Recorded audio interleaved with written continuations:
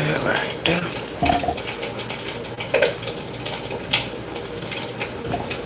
Period. Turn that on. Yeah.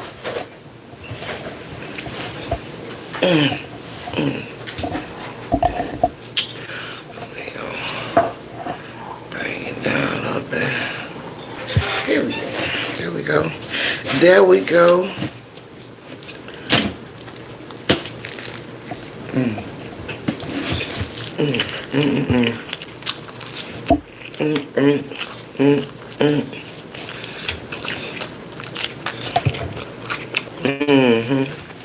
Very good.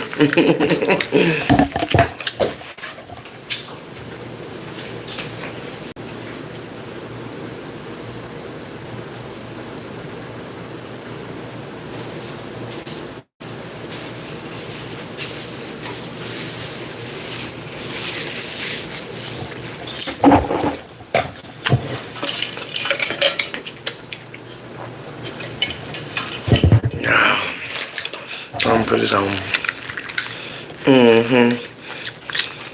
Radio Kid in the house. Period. That's like making a lot of noise.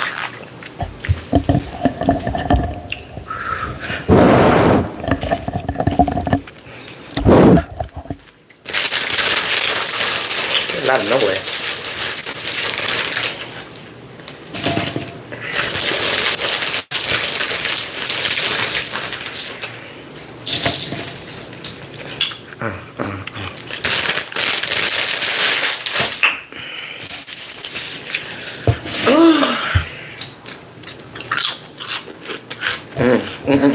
Delicious. Let me put that over there. It'll be too loud.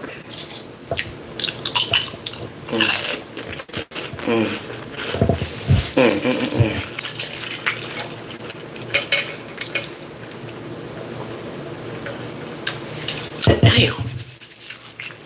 Goddamn mess.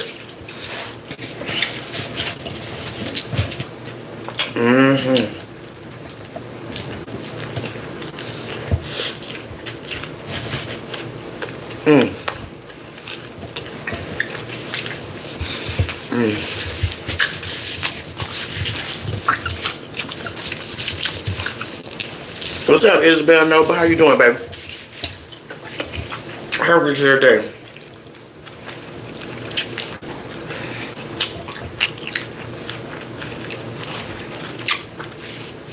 Y'all hit a like for your girl. What's up, Galaxy? Hi. How you doing? You in ready part 2? What's up? How y'all day was? What about y'all up there in the van? Period. How was y'all day? The AC working up there in the van? Everything good in the van? Or whatever? Everything up there? Got the windows up, seatbelts on, everything on.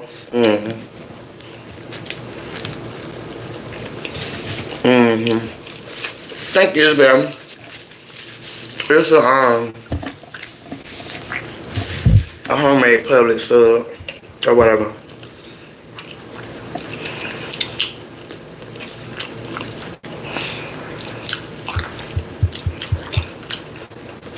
Alright, I just came in. Hit a like for your girl and let YouTube know you cool coming over here trolling me, worrying about my food, worrying about what it look like in my mouth when you ain't got to be here. Period.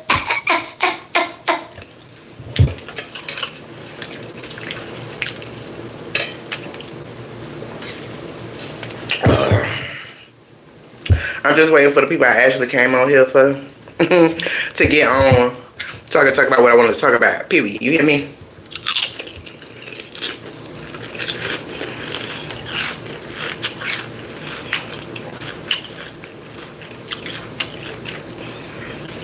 Thank you, baby. I appreciate it. I like my cup too.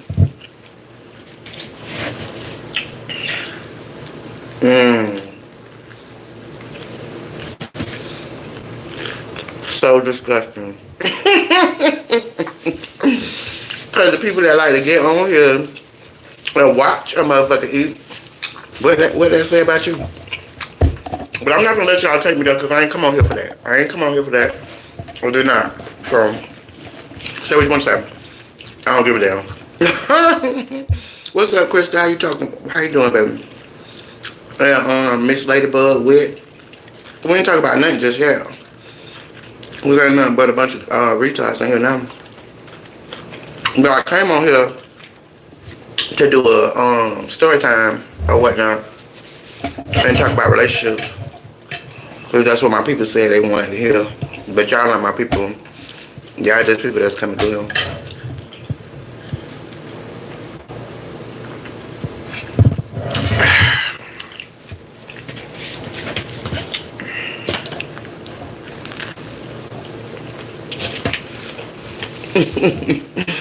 But yeah, it's still, you still in here to watch me eat it. What's wrong with you? You lashing out because you're hungry? Is you hungry, baby? You got to be hungry because you keep saying stuff, but you don't go. You still here watching me. Be a pig.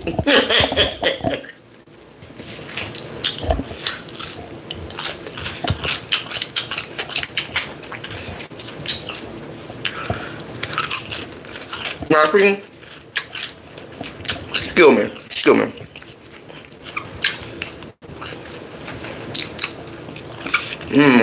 So good. Oh God.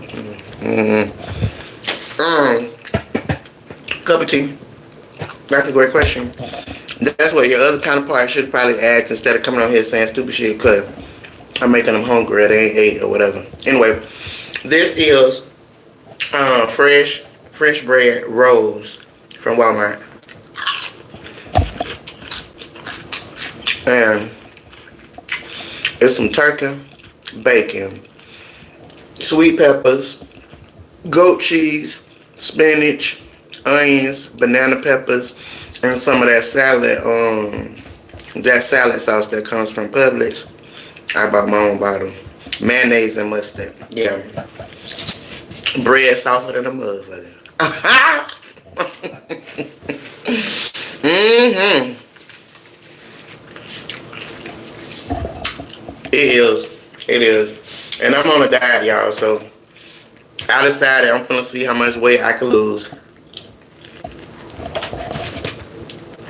Only eating subs and wraps with the same ingredients that I just told y'all. So I have a wrap during the day, and then I eat a full sub at night. And that's it. That's all. Drink my water.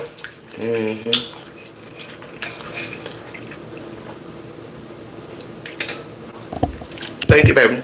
It is good. It really is. No cap. It is. Y'all hit the like and like for your girl so we can push the live out to some like-minded people that want to hear my story time and talk about relationships.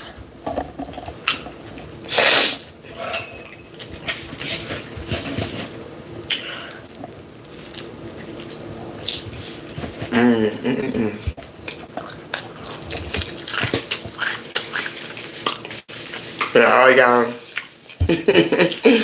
coming in here looking for the attention that you don't get on a daily basis, you ain't getting it tonight. So keep typing. Keep typing because I'm like I don't even see you, so you're wasting your time. Period. You're not gonna get no attention. This is it. This is all you get right here. Other than that, and this ain't no airport, so you don't have to announce your departure. You could just period.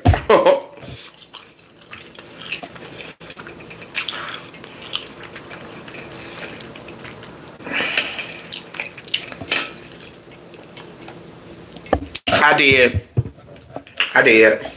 The bread is the biggest amount of calories that I be getting. So, I think it's good.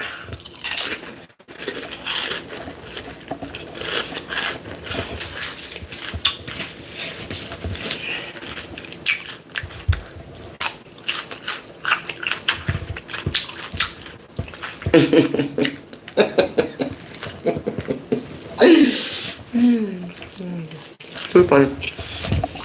Mm, mm, mm, mm, mm. So anybody got no intelligent shit to say? Mm-hmm.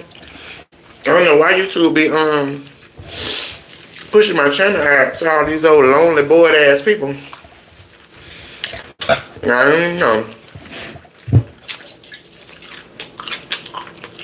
Mm, mm, mm, mm, mm, mm, mm, mm, mm. I'm like this because I'm happy. I'm like this because I'm grateful. I'm grateful for my life that I don't have to be miserable. And I don't have to get on the phone or on the computer and tap shit to try to make other people miserable too. Because my life is miserable. I'm drowning in bills. My car barely works. Ain't got no food. Can't pay the bills. All that. So I'm going to get on social media and I'm going to troll people to make me feel better about my meager existence. Not me. Not me. I'm grateful for this little life. I think I like this little life, period. This little life. Ooh. Mm. Yeah. Yeah.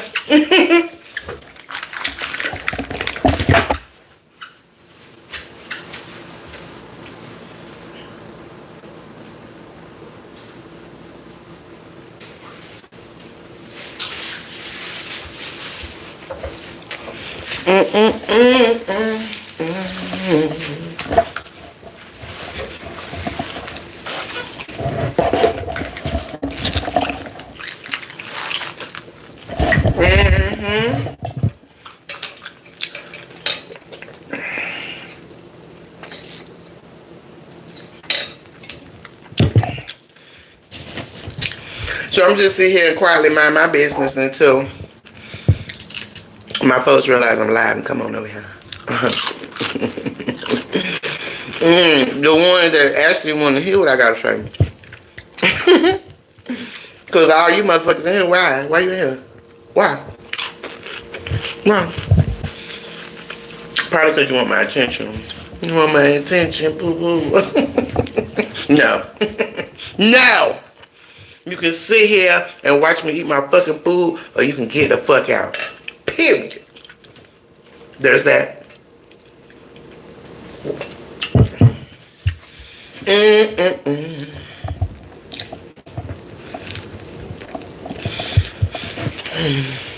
Mm. Mm.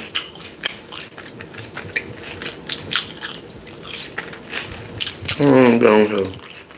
I've been on here about 13 minutes. I ain't been on here too long. Put it.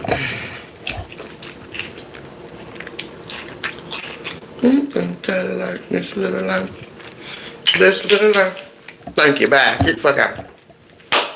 I just didn't hear like my motherfucking self. mm, mm, mm, mm. Mm, mm, mm, mm. Mm, mm, mm, mm.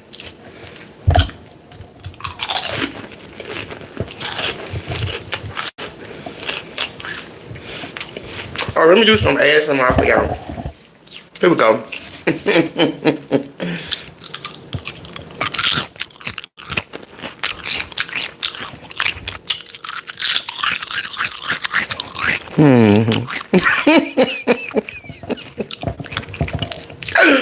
Oh, yeah, some of y'all crazy people be liking that, so I'm just trying to get y'all that.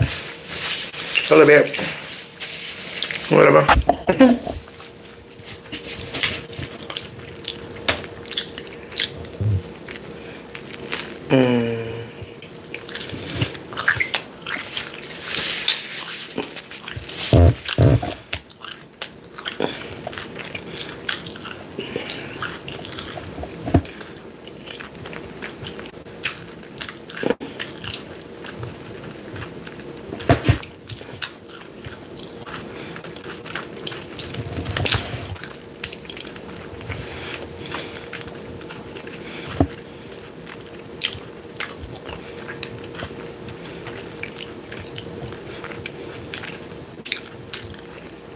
Buck Shorts, how you doing, baby?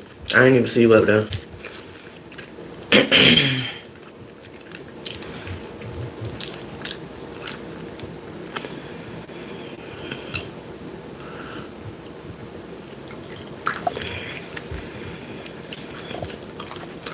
Mm-mm-mm-mm. I think I like this little life. This little life. Period. That's some soft ass bread. Damn. Okay. Everything part. Praise of Jesus. Mm-hmm.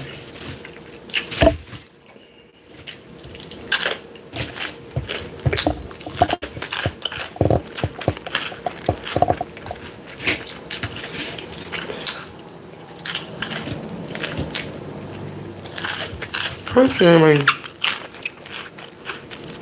Mm. Oh, ooh, excuse me. Damn. Go get rid of this. Damn.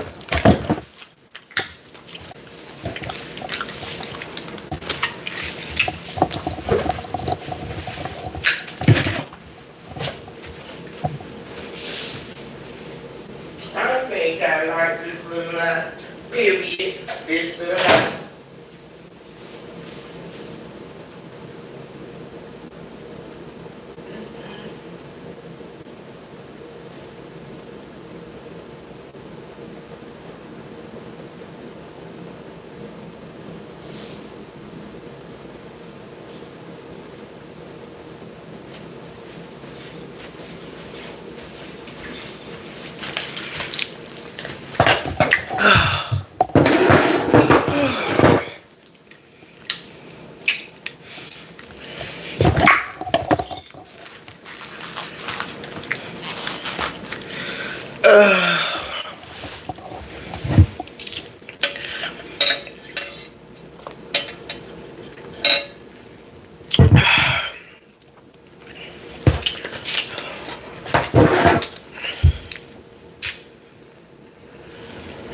Mm.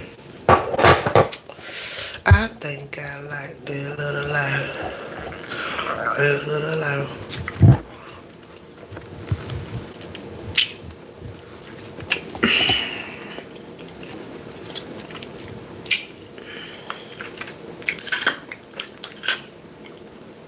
Mm.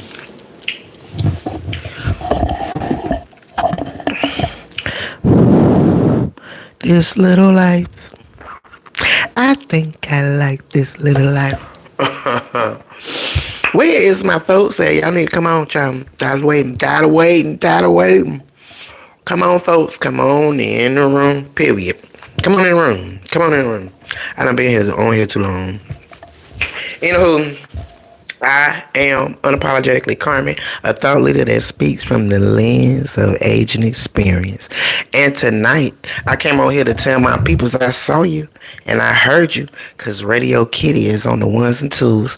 Y'all want story time. Y'all want relationships. Got it. Period. So,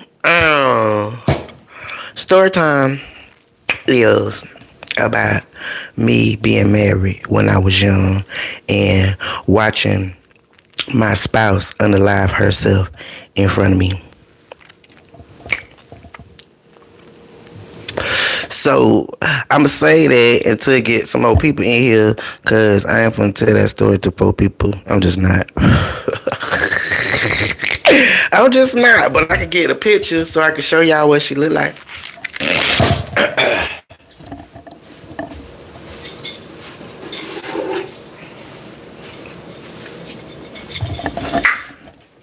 This picture is so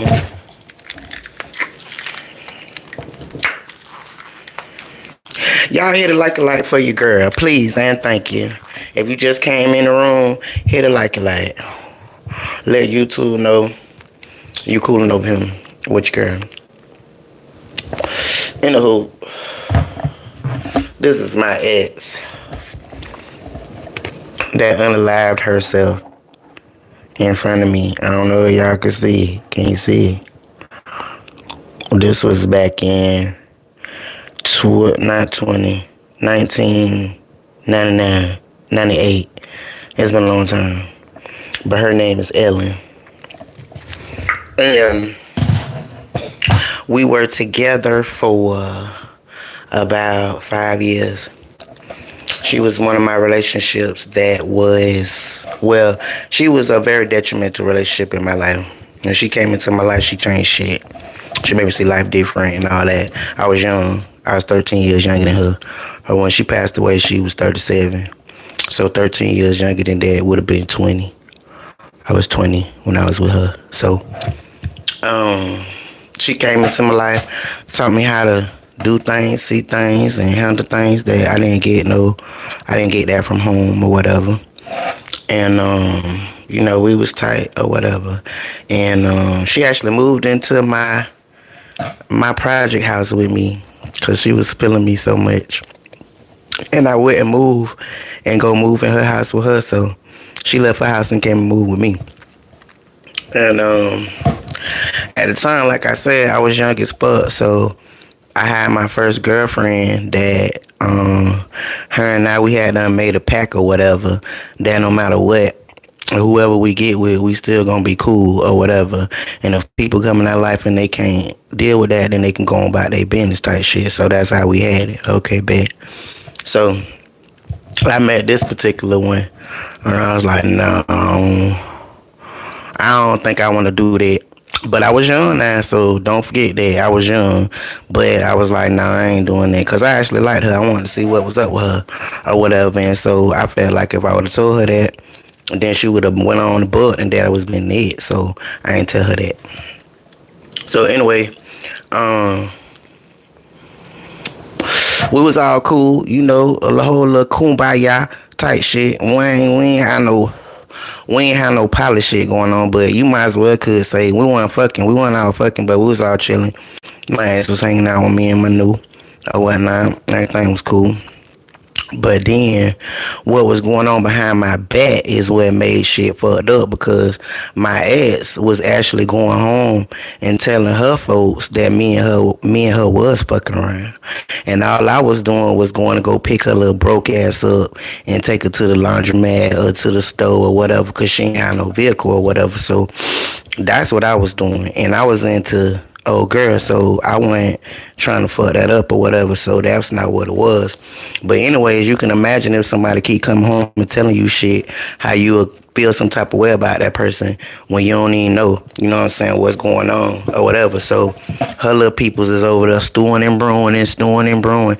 And every time I drop off, the hoe giving me evil eyes and shit. She don't say nothing, but she giving me evil eyes and shit. I'm like, what the fuck wrong with her? Oh, nah, she just feels some type of way because you took me to the store. Okay, bet. So I took that.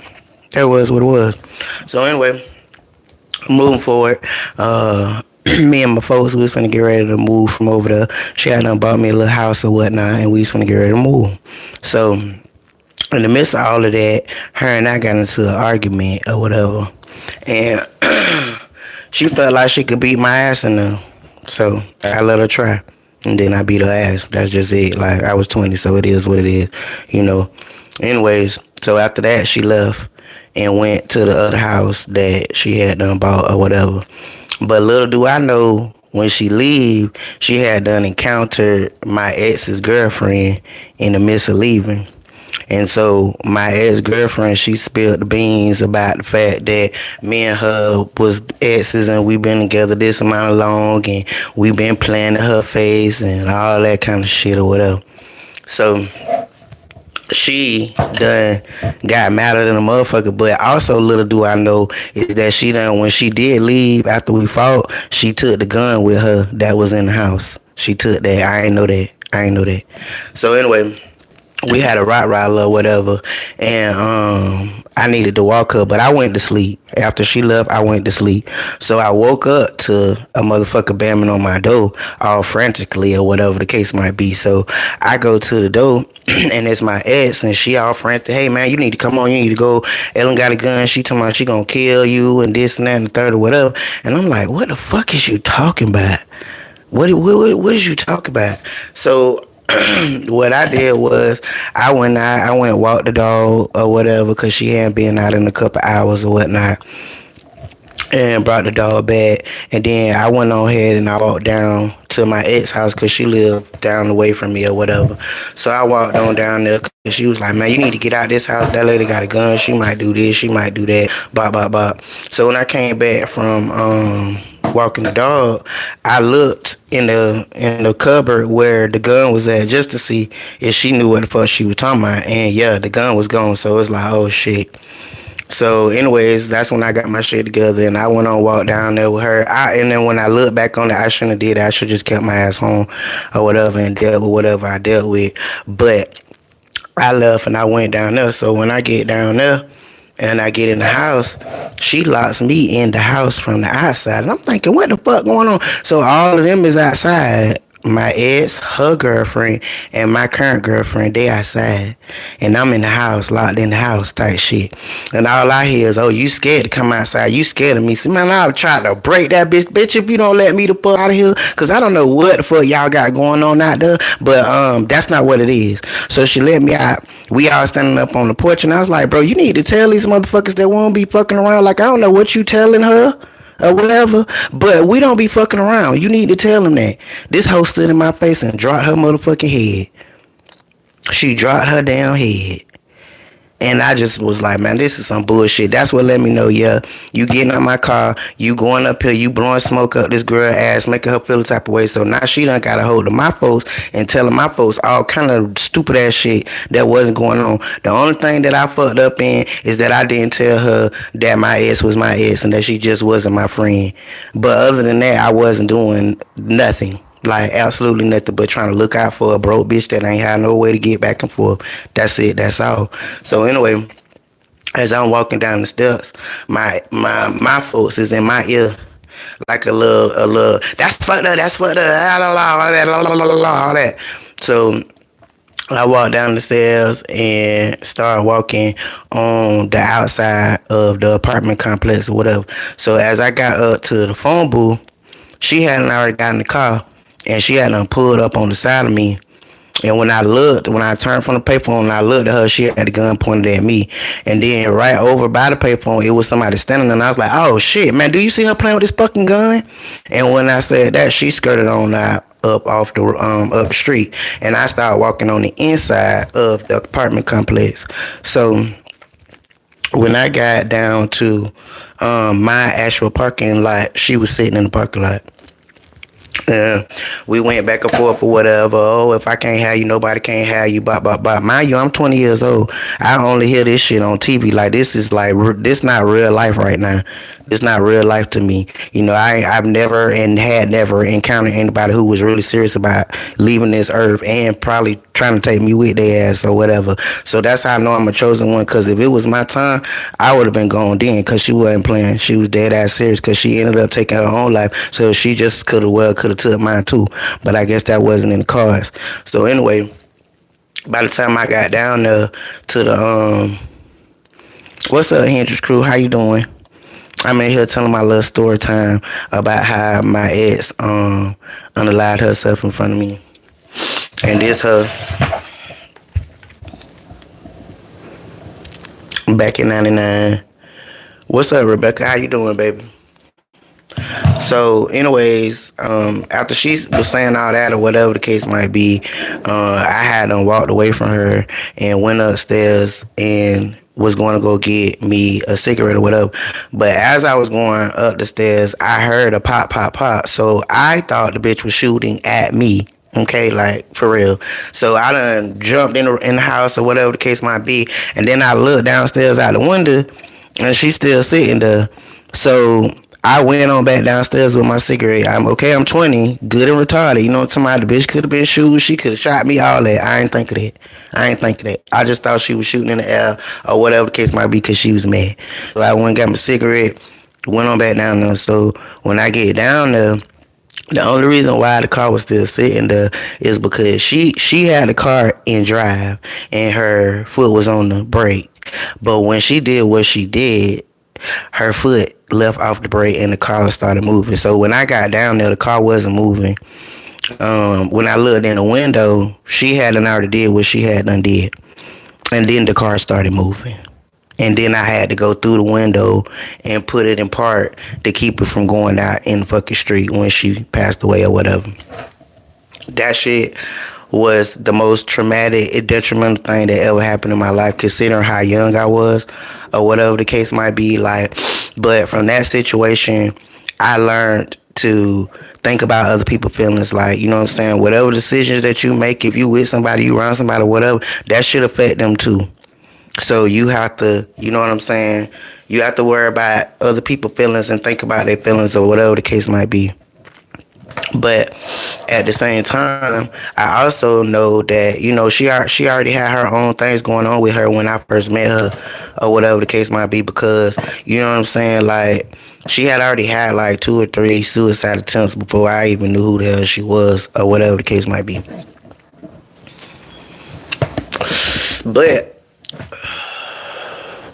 But at the same time, like it was a couple times that she done had tried to do other shit, and I just didn't really see it how it was. Like I told y'all, she moved in with me, but she had a high rise apartment that was maybe about, I'll say, a mile away from me, but a high rise type apartment with the little patio and all that type of shit. So it had done been a couple different times that she literally, we done got in an argument, and she literally walked out the patio to the patio like with nothing and put her leg over that bitch like she was finna go, and I had to grab her like, what the fuck is you doing?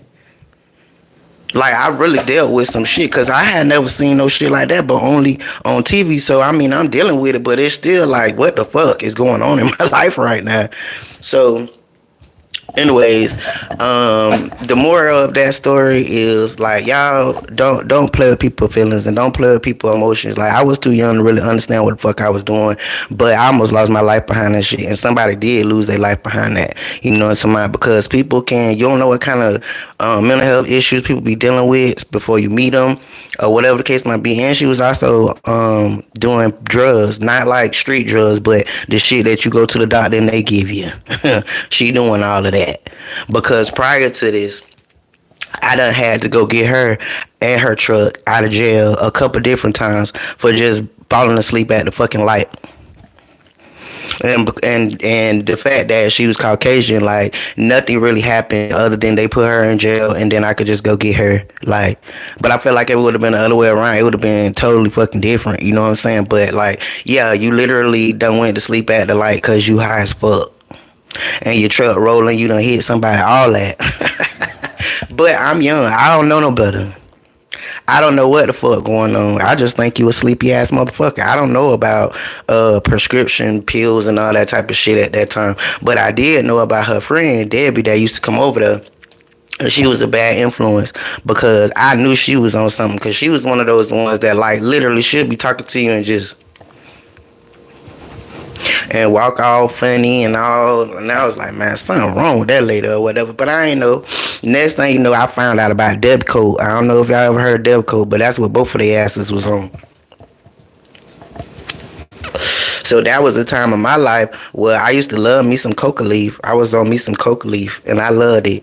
I don't got no kind of shame about it. I won't never do it now, but back then, yeah, I used to have a good time. And I'm around this bitch hiding my shit from her because it was really a good relationship and I really loved her. So at some point I started to feel a little type of way that I was doing this type of shit or whatever, and I was wanting to stop or whatever.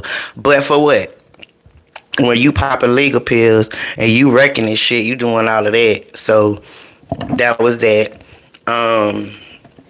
But yeah. And then it was a real bad thing as regards to after she died, because I had to deal with all the family members trying to come over there and take shit. She had some $15,000 diamond earrings in her ear or whatever when I met her. So once we was together, she gave me one. I had one in my ear and one in her. She had one in her ear. Them motherfuckers was literally all over me about that one. That one earring. Like I had to go get my cousin, which my cousin is the commissioner at Daytona Beach. So she was able to come through and holler at these people because they got the police come to my house every day. They trying to take the earrings. They trying to take the dog. We had a dog. We had a bird. We had a cat. We had all kind of shit going on in there. One lady came talk about she had done bought her the egg of the other bird. Her name was Whoopi Goldberg, and she could talk or whatever. So she came talk about she had done bought her the egg for the bird and she wanted the bird back. Then somebody came talk about how they gave her Sierra, which was the dog, a Rottweiler. had and gave her that as a puppy, and they wanted. But I was like, man, y'all is nuts. I was young, but I wasn't dumb. Cause at the end of the day, at that point, I know that possession is 9/10 of the law, baby. So y'all gonna have to run that shit. I'm not giving you a fuck thing. So that's how that went. And at the end of the day, they didn't get anything. What happened was I ended up taking the other earring and burying her because the bitch that got the earring that was in her ear, she just took it. Like you went through all of that to get the earrings back, acting like it was such a big deal, but you just wanted them. You didn't want them to make the situation better or to bury her or whatever. You just wanted them. So you got one, and I took the other one and I buried her or whatever.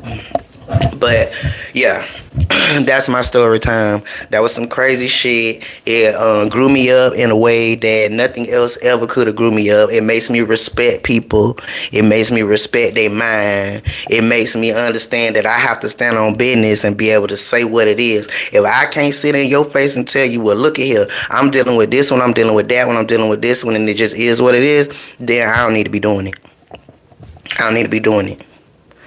Because on the other side of that, somebody definitely could end up in jail and definitely end up in a graveyard. Because a lot of people don't play by their heart. They don't play by their heart. They don't play by love. And then they already be kind of a little off a little bit. So they been off your ass straight up. So when that happened in my life, I learned that. So I don't play with people. That's why I'm so upfront the way that I am now. And I say whatever's on my mind. Because I would rather you know how I feel than the shoulda, coulda, wouldas. Shoulda, coulda, wouldas end up with people all fucked up in the game. You know what I mean?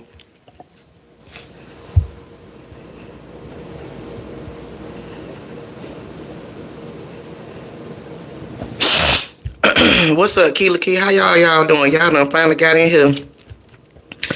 Let's see. Yeah, mama, it was a high level of trauma. I ended up going to what we call a little 1400. All y'all new people that came in here, hit it like a light for you, girl. Y'all know what it is. But I ended up going to what they call the 1400 because it was different because I was so young and I had never experienced nobody dying in my life, and I definitely had never experienced nobody dying that was that close to me. You know what I'm saying? And like she literally had just made dinner the night before, so like it was stuff in the refrigerator that she had just cooked. It was her underwear on the floor in the room. Like that shit was crazy that I had to deal with in my mind. You know what I'm saying? Because our minds are very much how do I say that? Like very much nimble or whatever. But we nimble with shit we know about. But when it comes to other shit like that, like that was one of the things that almost took me under just really understanding that this person that I loved and that I was just with, I just touched, I just made love to, I just did all of that. That's like never gonna be here ever again. So yeah, I dealt with some shit. So I was in probably, I want to say like a week. But then after I did my little grieving and stuff like that, or whatever the case might be, like I realized like these people is really trying to think I'm crazy. I'm not crazy, bitch. I'm just going through something. I'm grieving. So I had to get myself together to get the fuck up out of there because they was really trying to hold me. They were trying to hold a girl.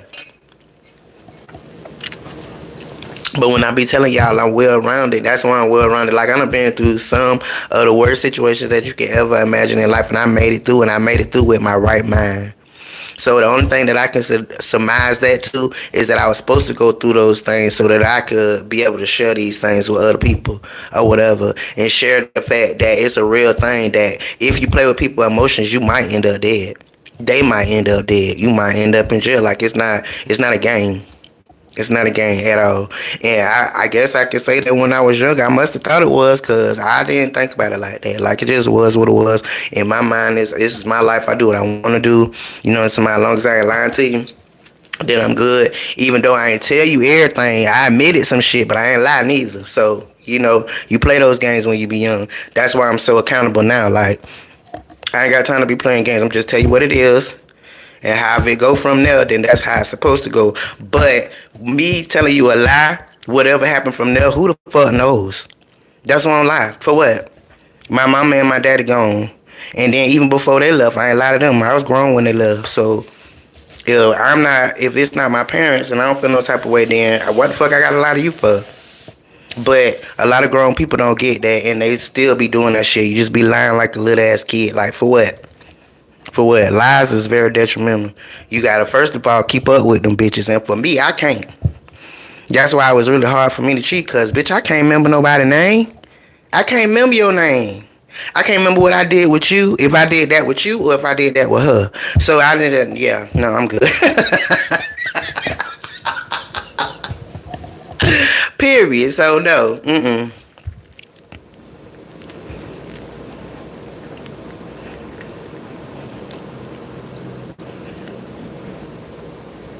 Yes, mama, it really is. But she wasn't black. She was the Caucasus.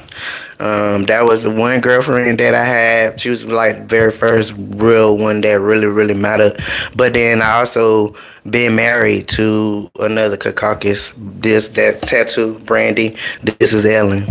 So that's why when I be talking my shit in here, like I don't just be talking my shit just to be talking it just cause I'm a victim or whatever, bruh. These people is a part of my family. Period. I had first-hand knowledge. I had first-hand right there with them and how they think and what they do type shit. Because this one, we went our separate ways because you said that nigga word. Uh-huh. And after I spit and slapped fire at your ass, you went on about your business or whatever. But it's not for lack of being well rounded and not even being around these people and not understanding these people, understanding how they work. I've been married to one and I spent at least 5 or 6 years with another one or whatever. So there's that.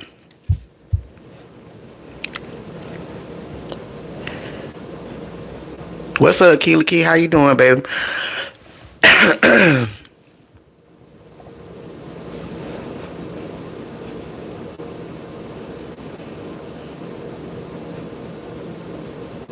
Yeah, absolutely. It was a lesson that I never forget, no doubt.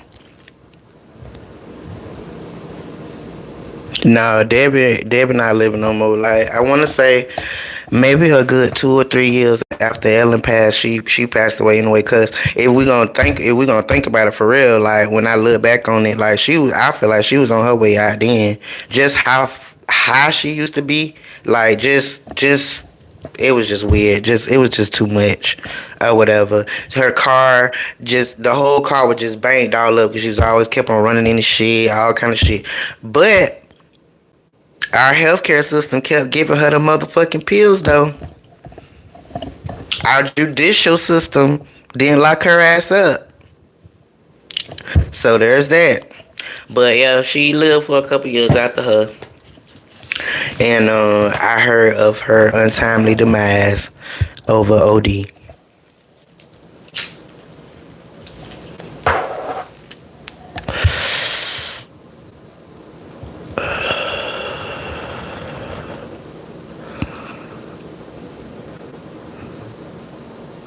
Oh damn, Rebecca.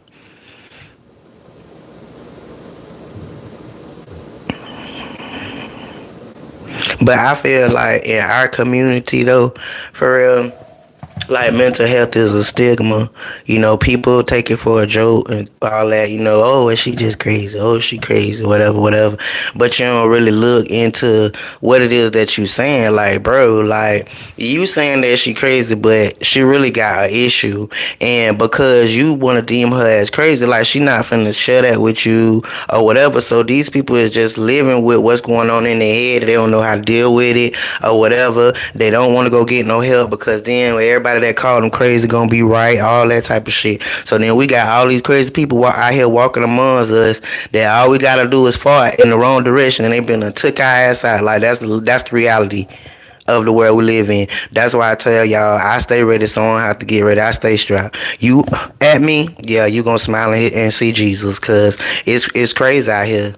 It's just crazy. Like you don't have to do nothing to people no more. Like actually, you really don't have to do nothing to people. Like you can look at them a little too hard or whatever the case might be, and the bitch ready to go all the way to the bus side. So if that's what it is, I'm gonna get you first.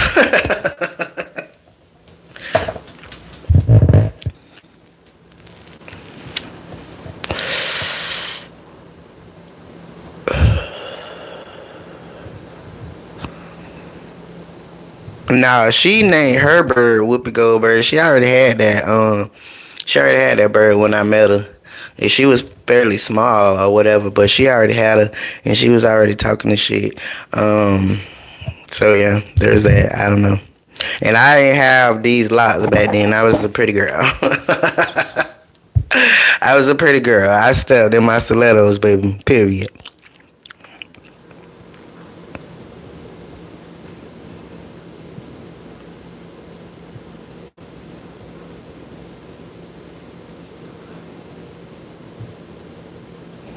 Do I ever think about getting a cover up? What you talk about, Shirley, getting a cover up or what? I told y'all last night. I think that was last night where my tattoo started. Here, let me see. Right there where those shaded in stars. That was Brandy's name, and that's the first thing that I got covered up after I put that there. Like, yeah, we don't do names over here. We might be able to do a little memorial, not memorial, but like a little something that we both know what it mean or whatever. I might entertain that, but a name on me ever again, nah. Cause honest to God, I swear, as soon as I put that shit on my body, and she put my name on her body, all hell broke loose. However that go, what that mean, I don't fucking know. But all hell broke loose. So everything people had done told me about putting names on me as regards to tattoo, like it all made sense. Cause that shit just went crazy. And I loved the fuck out of that bitch. I did. I did. I loved her dirty bathwater. Period. And I can say that. But when motherfucking tattoos got done, all hell broke loose. It just went a whole nother type of way. And then it ended, like I said, with this bitch calling me a nigga. And me spitting and slapping the fuck out of her.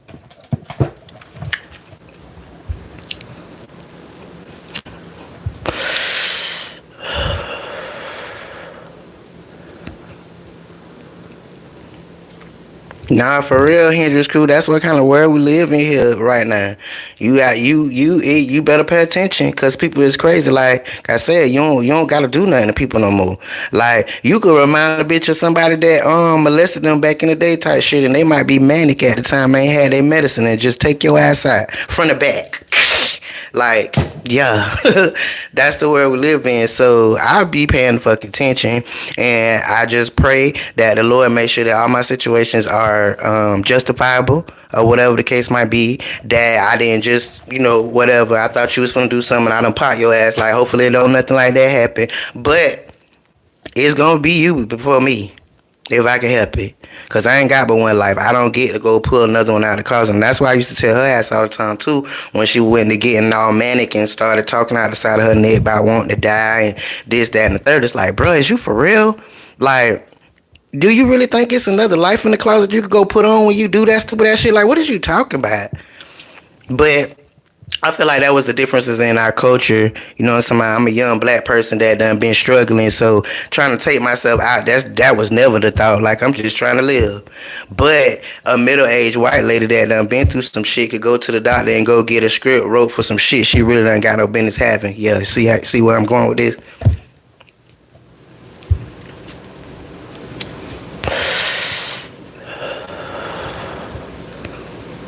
Hey Rachel, how you doing, baby? I'm good. How was your day?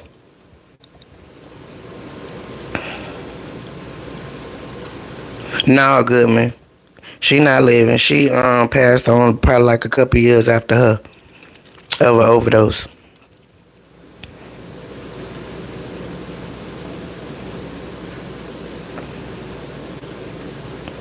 So did you get them all covered up though? Charlene, you still got a bunch of names on you.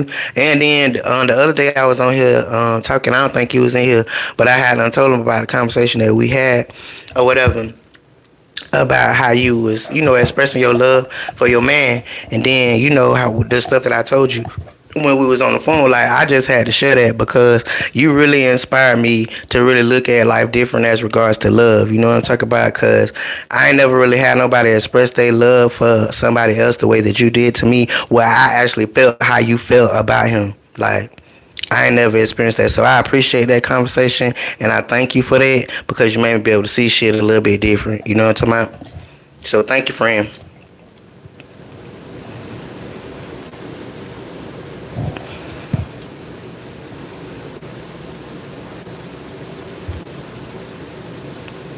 Yeah, I be peeping them manic people, cause if I'm gonna be honest, like I got a little touch of bipolar my own damn self. You know what I'm saying? So sometimes, like back in my life, I was having manic episodes and I didn't really realize it. You know what I'm talking about?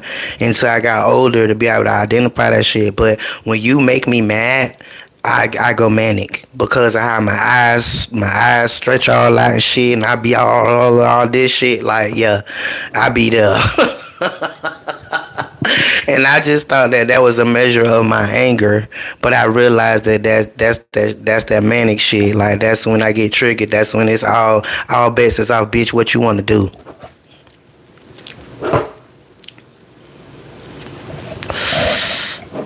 Don't cry, friend.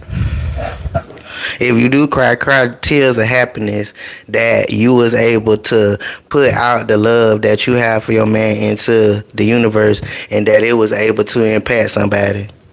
Cause you definitely impact me, and you definitely allow me to be able to see things a little bit different. You know what I'm saying, when it comes to being with people and being able to, you know what I'm saying, get through whatever life throw at y'all together. You know, my idea of those type of things had always been like, you know, if you out here doing shit that you know gonna get you put wherever you gonna go, then you wasn't thinking about me. So don't expect me to think about you when your ass get locked up. That was my thought pattern.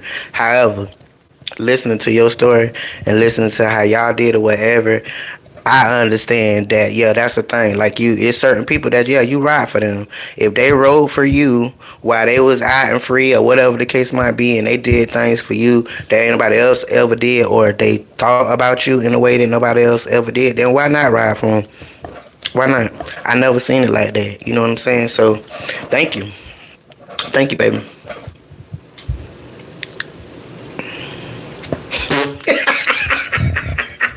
Not Jack Nicholson in The Shining, but you damn sure you hit it right on the head, baby. Cause if you don't know that I'm mad as fuck and I'm about to come at your ass, then you not paying attention. And then when that one little tear come out, I ain't never know why people always took a tear for weakness. That's crazy. Like, people think that when you cry, you weak or whatever. But when it come to me, if you make a fucking tear come out my eye, bitch, you better get the fuck gone. You better get gone for real, cause I am madder than a motherfucker. And once I go to a certain level, like, you can't bring me back. That's why I done been in jail as many times as I done been in jail. I done been in jail a couple times and done woke up and I ain't even know how the fuck I got there, what I did, or any of that. I just blacked the fuck out, type shit. But now I have that shit under control because I got too much to lose now. Back in them days, I was a jit. I had a little this, a little that, but I ain't had what I got now. So it ain't worth it to me. So what I did was be preemptive and make sure that I could be able to protect myself when I need to protect myself, and that's it, and that's all. You know what I'm talking about? So, yeah.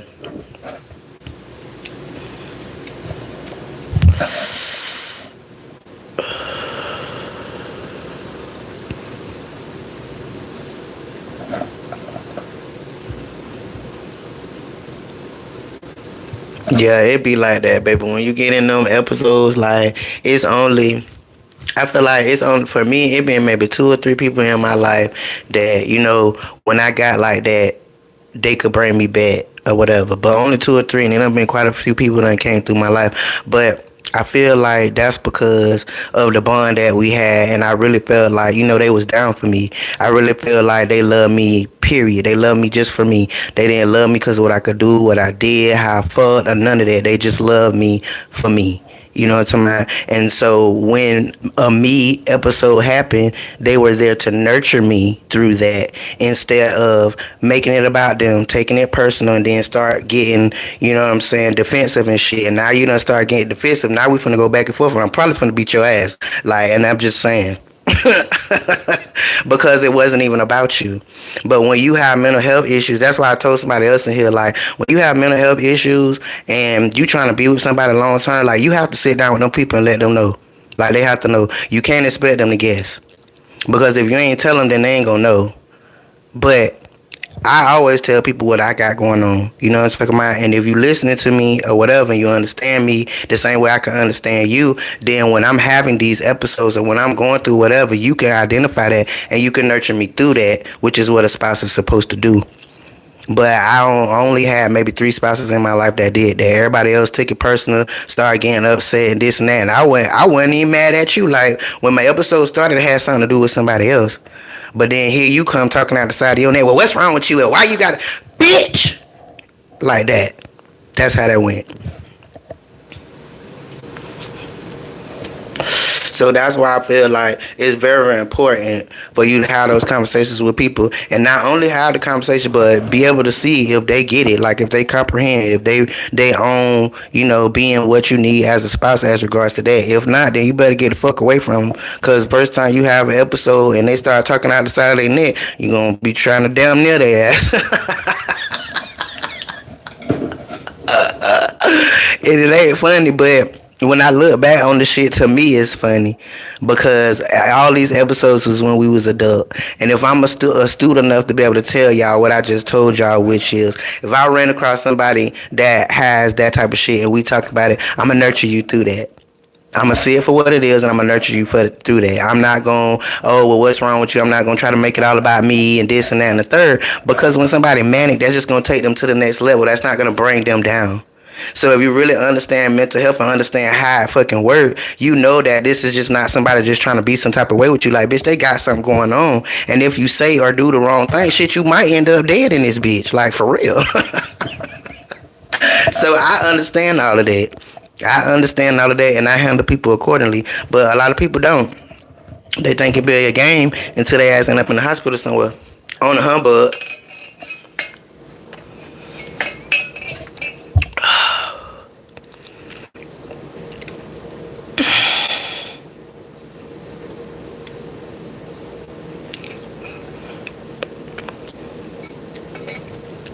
Well, that's good, Rachel. I'm talking about, like, the last person that I was with, I thought they was gonna be my forever. I thought they was my person, but just simply in that situation, it wasn't right. Like, everything else could have been worked out or whatever, but I can't work out you understanding my mental health. I can't work that out. And I can't not be who I am. Like, if I get triggered and some shit happen, it happened. Like, this shit is in my brain. Like, I can't stop this. But for you to sit around and act like I'm just doing it on purpose, I'm treating you mean, I'm doing this, I'm doing that, it's like, bro, I gotta get away from this bitch, because literally you gaslighting me. You gaslighting me on my mental health type shit. Well, how you think that's gonna end up? That's why I had to get the fuck from around her.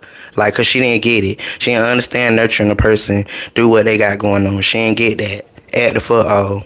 So that's why, literally, for me on my side, I don't know what she'll say, but on my side, that's why I had to get from around her, because I know that I have ongoing mental health issues in that regard, and I don't take their medicine for it. Like, I do my natural thing as regards to it. I can feel when I'm getting triggered, and I know to go sit my ass down somewhere, whatever the case might be, get away from people or whatever. I know to do all that.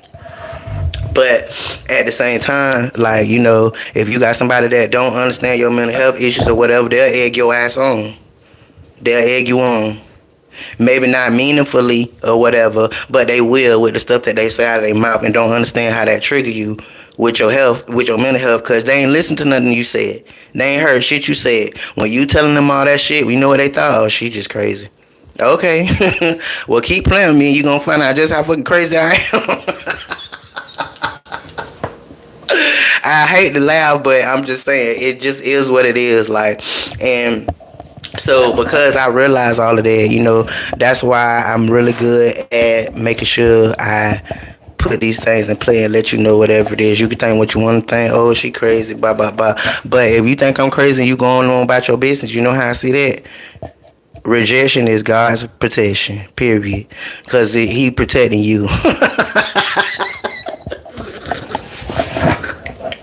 He protecting you. Period.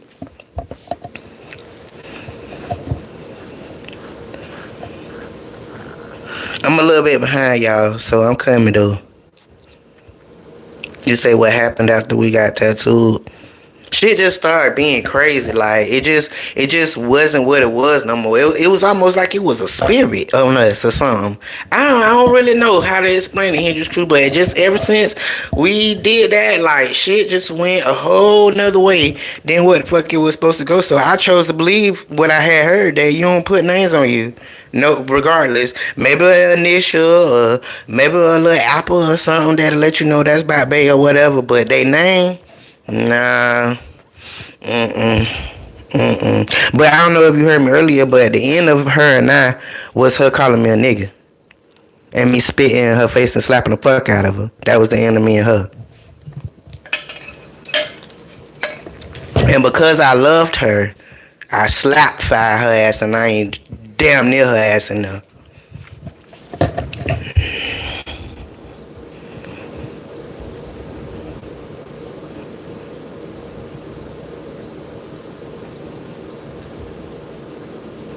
What's up, Steve? How you doing, baby? How was your day? I'm in here telling my little story time. You missed it, child.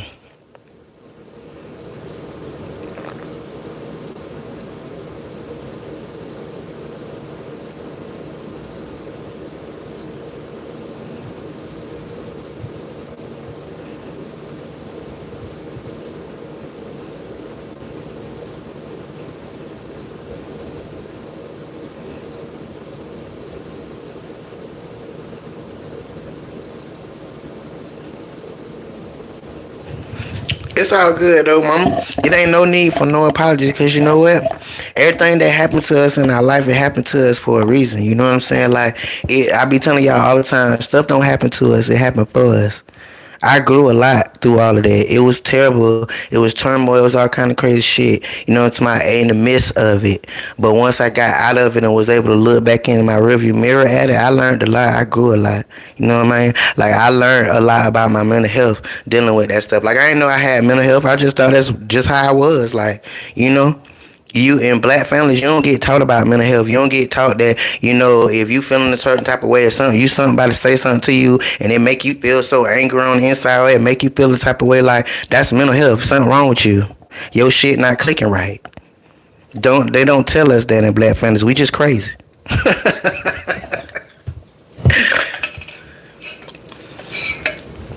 But at the end of the day, I'm not just crazy. I just have a mental health issue.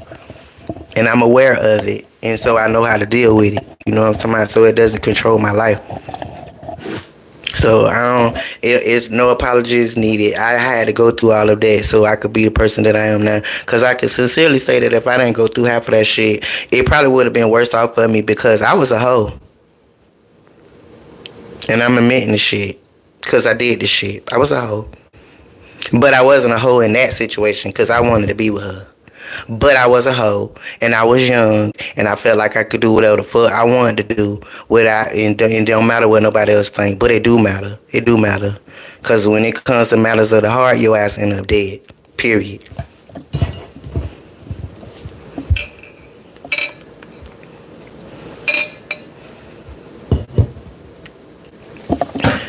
All right, baby. Good night. I appreciate you, and I look forward to the phone call tomorrow.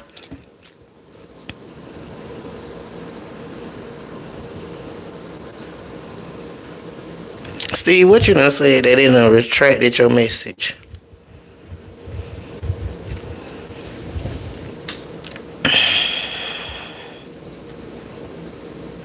So that was my little story time mixed in with relationships. Like, just make sure that you find a partner that truly understands you. You know what I'm talking about? And the only way, well, I ain't even gonna say find a partner. Just get yourself together and you get high vibe. You vibe off of yourself. And when you get on high vibe, you're gonna attract another high vibe person. I don't realize that too. Like that's why I don't go looking or whatever, because I feel like whatever I go looking for or whatever I attract at this point, I don't want, because I'm not fully healed. Like I'm not where at the best point of myself for me. Like I'm not. So anything that I attract right now, I don't want it. You know what I'm talking about? I want to be the very best version of myself before I put myself back out there like that. You know what I mean? Because at the end of the day, tying up with the wrong souls, like that's not good. And me being almost 50, I don't have no more wrong soul ties with the wrong soul. I just don't. I don't. And the fact that, like we talked about last night, self confidence and my self esteem and all of that is where it is now. Like, bro, you have to wake up real early in the morning for me, straight up. Like, I love myself enough now that all of the relationships that I tolerated before, they wouldn't do. You know what I'm saying? I wasn't loving myself. That's why I allowed those people in my life. And now that I love myself, I can see those people coming when they come. And it's not out of 10 people, it's 9 of them that's like that. So that's why the more you love yourself and the more self-esteem you get about yourself, the less pickings you got. Because most people is out here just trying to hook up with somebody, just want to have somebody around them in their house or whatever. But that's it. Like, it's very shallow. They don't know themselves. They don't understand themselves. They don't know what the fuck they want out of life. They don't know what they want to do in life with somebody. None of that. Just want to have somebody. And I done got too old for that. I want somebody that's doing their work and doing their work like I'm doing my work and loving themselves like I'm loving myself. So when we come together, almost however shit go on my side and however shit go on their side, it'll continue. Because for me, I had a problem with codependency and abandonment. So that meant that I kept getting in relationships just for people to be around type shit. But that's not the way that it's supposed to be. So that manifested itself into me feeling some type of way when they had friends, when they went out, when they was around their family. I felt all types of ways about that because of my abandonment issues that I didn't heal. I didn't even know I had them because I was successfully picking people or attracting people that didn't let me see that about myself. But this last relationship was a mirror, and I was able to see all of that. And once I heal all of that, then nothing like that is gonna appeal to me anymore. You know what I'm saying?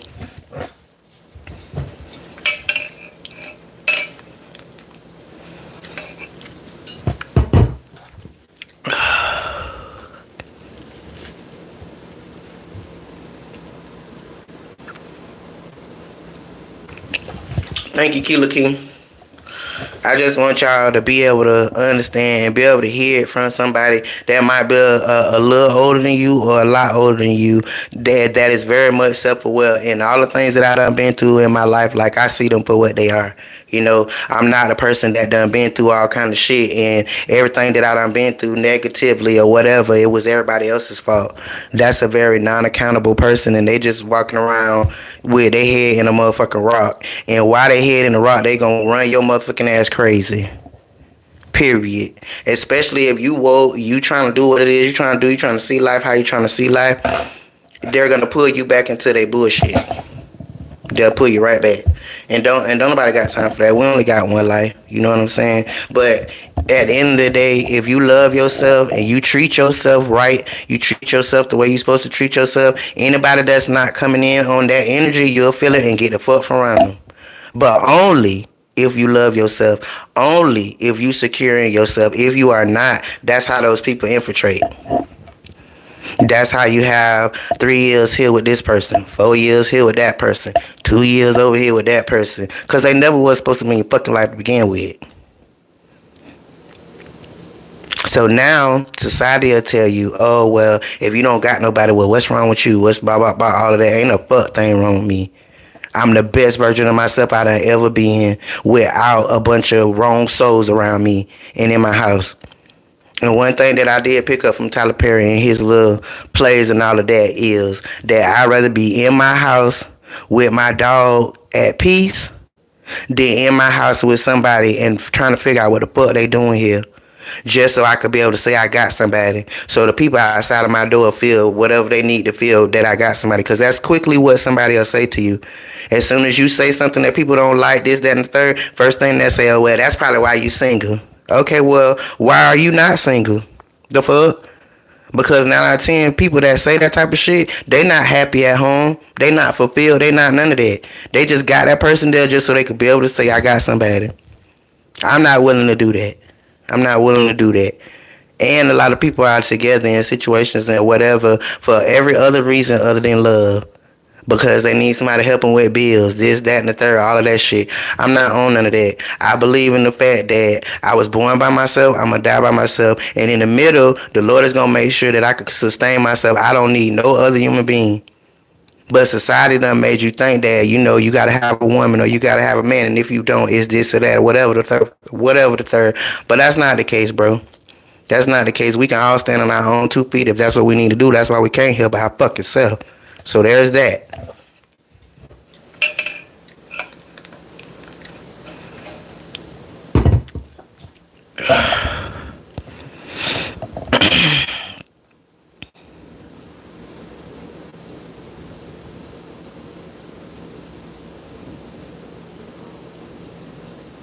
Well, why is it hard for you to be vulnerable?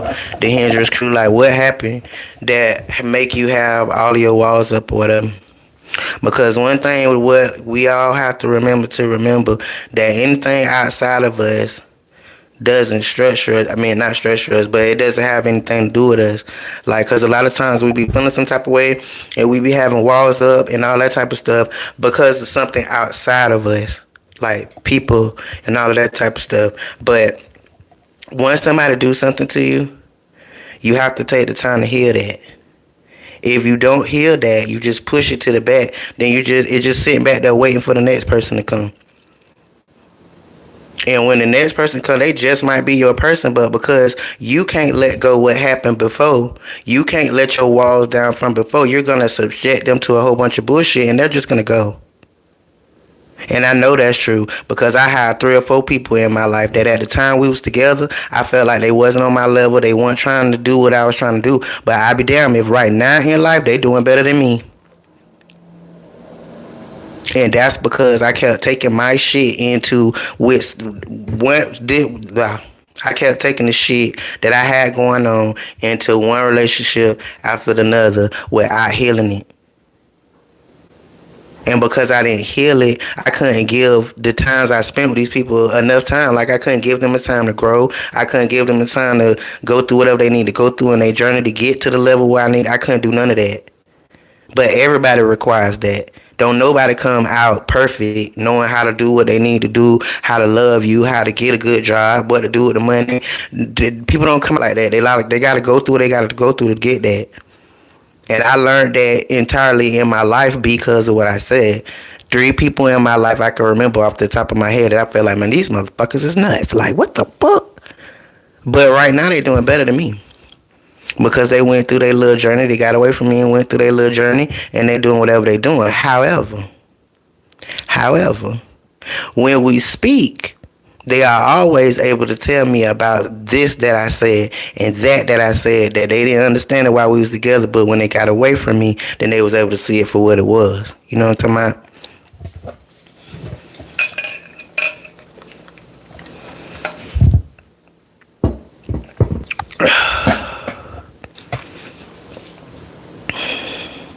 But the best thing, what you could do for figuring out yourself, which is what I did, is be by yourself. That seems to be like the hardest thing that people just don't want to do. Like, and I feel like when you be so used to having somebody, you being by yourself is like, because now you got to deal with you, other people, relationships, kids, all that shit. That's distraction. That's a distraction from you being you, working on you, dealing with you.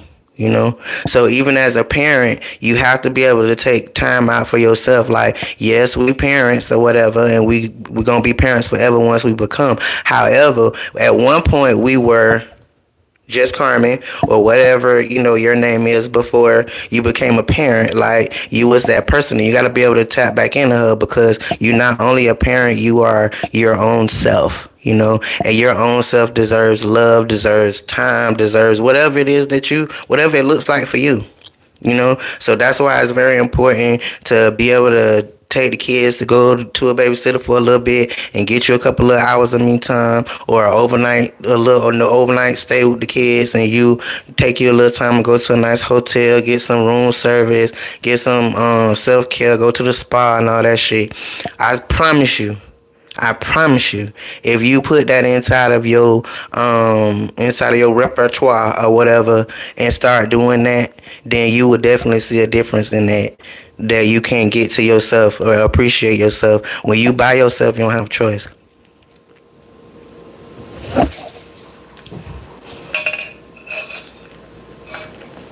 And I know that because a lot of us are parents. My kid is 33, so I'm definitely a parent. You know what I'm talking about?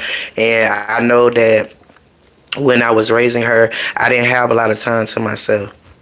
I didn't have a lot of time to myself, so I didn't get a chance to, get to know myself the way I should have. The only thing that I got to know about myself was my tenacity or whatever, and how much I can actually take or do.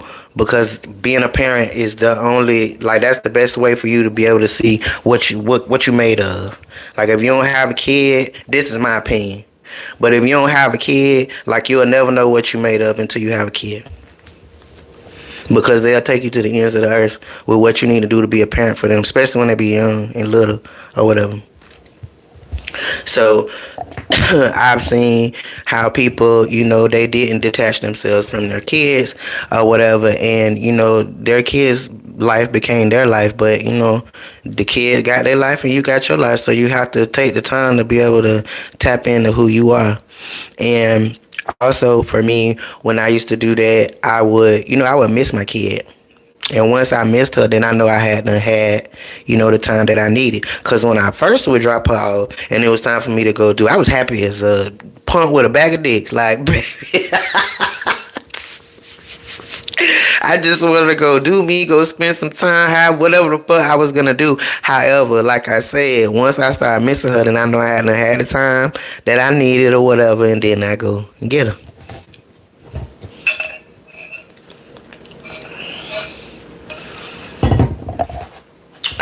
Well, I done talked sober to y'all for a long time or whatever, and I'm proud of myself. How long I been on here? An hour. So it's Hoo to Hoo time and adult beverage time. So if you partake in that, go on and get yourself together, because I'm going to excuse myself so that I can get mine together.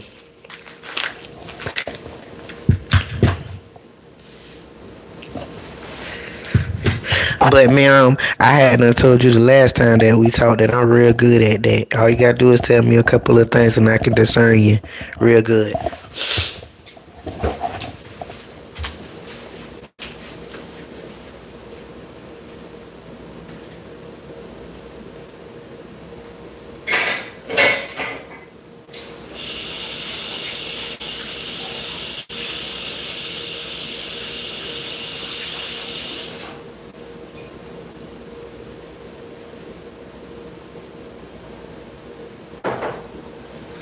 Ooh, what's that new baby?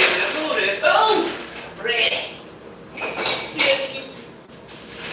Damn, I don't want to be as happy about getting drunk. That is nuts.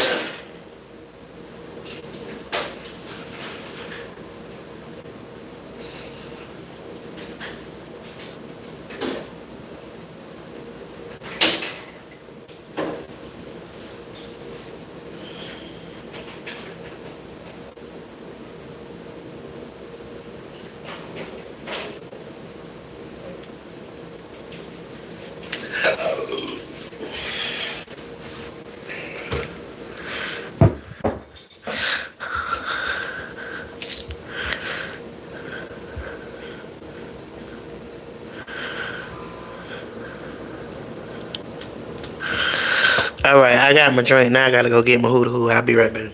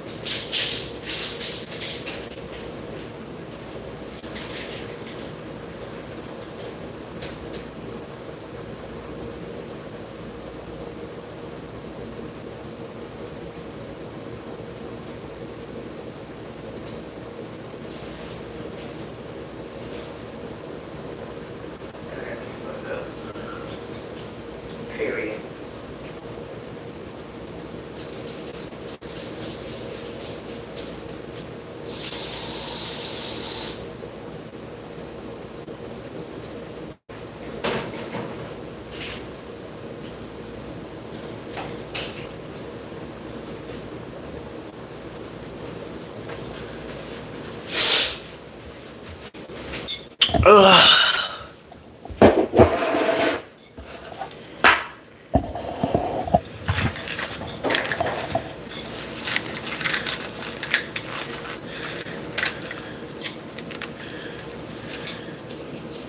You still drinking that pumpkin spice stuff? What is it anyway? When I think of pumpkin spice, I think of like a coffee creamer or a coffee. I don't like pumpkin. I tried to like it, but I don't like it. I like potato, sweet potato pie. Oh Lord Jesus, I would fuck that up with some whipped cream. Oh Jesus. Let me start thinking about that. Anywho, I'm about to do my little hoo cheers to the chats, period. Love y'all, mean. Thank y'all for sitting here and listening to me and shit. Man, you know, a lot of y'all is new, but did y'all know that this my merch? This is the Who merch. You see the owl? It's got my glasses on that I usually wear, and then you see the little duck beverage being poured, and then the owl has got his little Who in his hand. Period. The link is in not in this description, but it's in the about channel. And they come in black, red, blue, light blue, pink, and navy. And baby, if you're really special to me, I'll put your name on it. Period. Period. Let me roll my shit.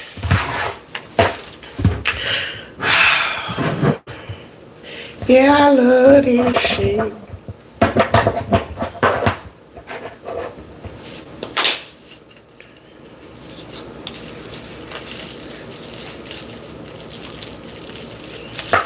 You say you missed part of my live. Which I think you been in here since the beginning, Rachel. I really wasn't doing nothing but feeling the trolls before y'all got in here. I really wasn't talking about much and eating my food in front of their ass, pissing them off with their little hungry asses. Cause everywhere else on social media, motherfuckers love to see you. They love to see you eat, but y'all want to come here. Talking about, oh, that's disgusting, this, that, and the third. It's disgusting probably because you're hungry. Oh, whatever. So, yeah, you ain't really missing much, baby. If you was in here for the story time with my ex, then you had really got it. You had really got it all. And I had put this on the community post, y'all. I seen a lot of y'all had done went over there and answered me or whatever, but I just want to let the rest of y'all know, you know what I'm saying? So I always check the community post because I'm going to be asking different little questions on there about topics and shit that y'all want to talk about or whatever when I come on here. So just pay attention to that. And then my Amazon storefront, y'all go follow me over there for some good little fall ideas for home decor or whatever.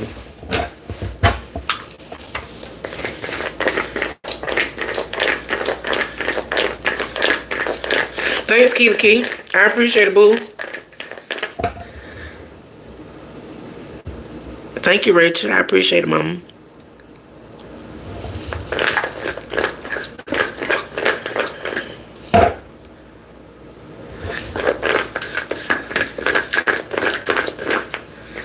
Well, what was I talking about when I said tapping in the cell?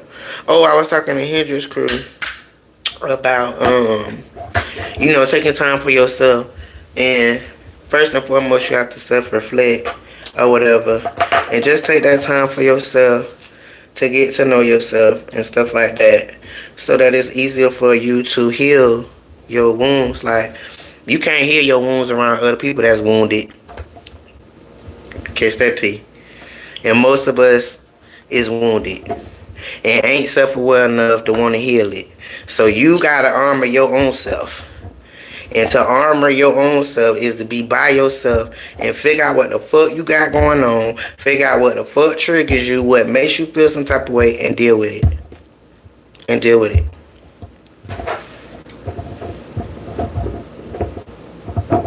Because like I told y'all, I started this channel on some healing shit. You know what I'm talking about? But I was able to identify that I was healed by the fact that I didn't want to post that shit no more. So I know I was healed. But it took for me to be by myself. One of the scariest things that it has ever been for me. Like, I don't know where I picked up them abandonment issues at and codependent and all that. I don't know where that came from. Probably, obviously, from my childhood. But having that happen, having that going on or whatever, that'll make you cling on to the wrong shit. So for me to have been by myself for the past 3 or 4 years, like for real by myself, the last relationship, we still talk and we been in and out and we spend time here and there, whatever the case might be. But I'm by myself. Like, I live by myself. I done been living by myself even before we broke up. Her and I lived in different places, which I knew that we wasn't gonna make it because of that. Because have you saw the prices of things out here? Yeah. And so if it's not in your mind that we can't compartmentalize the shit that we got going on and focus on what the fuck going on around us, then yeah, baby, this ain't it. This ain't it. We can't do this. You know what I'm talking about? Like, cause for me, when I was always in a serious relationship or whatever, I felt like that's when we supposed to live together. Because why is we paying 2 rents? Why is we paying 2 electric bills? Why is we paying 2 water bills? All that. Why are we doing that? That's always been my thought. You know what I'm talking about? And even more so now. You know what I'm talking about? You see how harsh it is?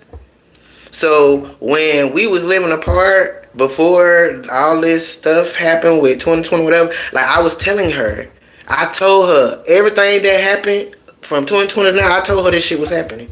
And I was trying to tell her this shit was happening so that we could come together and strategize what the fuck we needed to do so we could keep our head above water. But that didn't work. Because I ended up by myself. She over there. I done help you get your credit together so we could buy a house, so we could do this, so we could do all of that. All for it to do what? It doesn't benefit me at all for me to have taught you that. At all. Because you over there living your life and I'm over here living my life. It's crazy, but it's true. But anyway, like I said, once we wasn't living together, I knew we weren't gonna make it. Cause if we gonna be together, we should be together and tackle life together. You know what I'm talking about? What sense do it make that we dealing with the worst recession ever, but I'm over here paying this rent and you over there paying that rent? That makes no sense, do it? It didn't to me.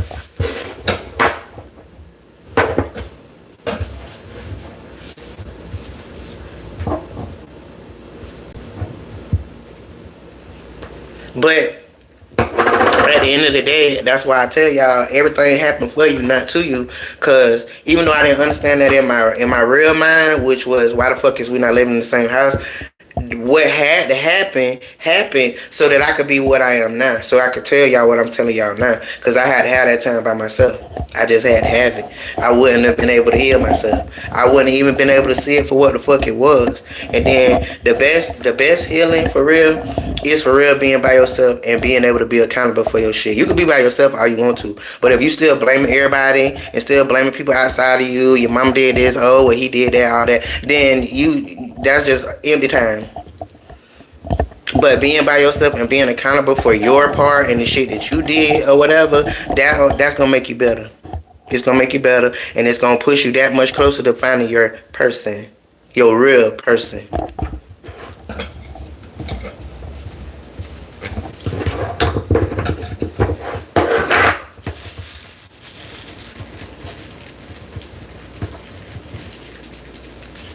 Thank you, Pooh. Oh, what's up, King? Long time. How you been, boo? That's you from New England? That's you, King? I don't seem like I heard from you in about 2 months.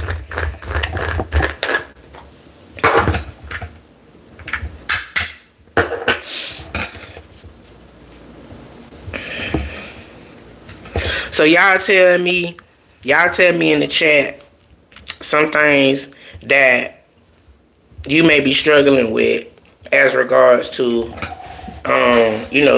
getting to know yourself and loving yourself, self-love, self-reflection, or whatever, because I'm learning that that's a real thing for a lot of people to really not love themselves and not know how to love themselves. And why social media works the way that it works, because of the fact that it's one amount of people that are self-confident in themselves, and then there's other people that admire those people for being confident because they're not. You see what I'm saying?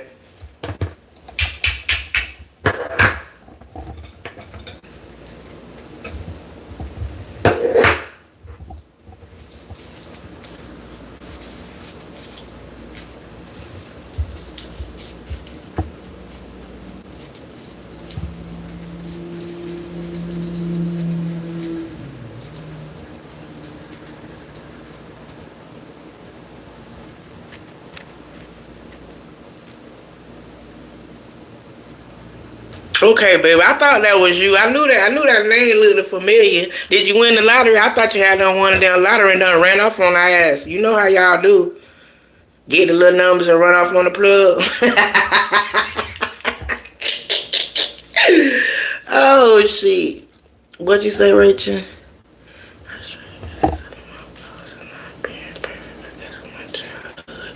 Well, at least you are aware enough to realize where it came from and where it started at. You know what I'm talking about? In childhood. So now you just gotta take time by yourself and just think. We have to take the distractions away. We have to take the phone away. We have to take work away. We have to take everything away. Take our shoes off. Go outside and put our feet in the grass, the dirt, and really think about, you know what I'm talking about, where some of those feelings come from, and be okay with what you discover. Cause some people will go through what they go through because they done put that shit so far in the back of their head because they just can't deal with it. Like it's too much.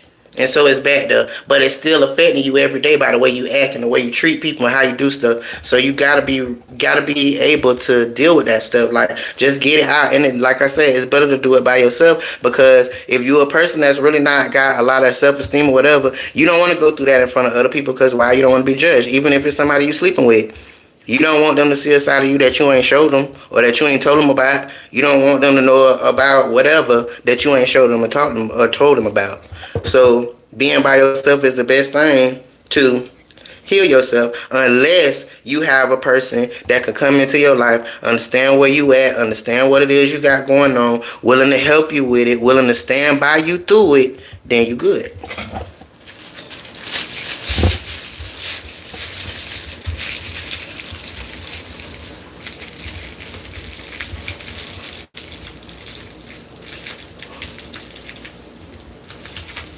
hmm Well, I didn't know if you had a spouse or not because I never see them in your on your YouTube or whatever.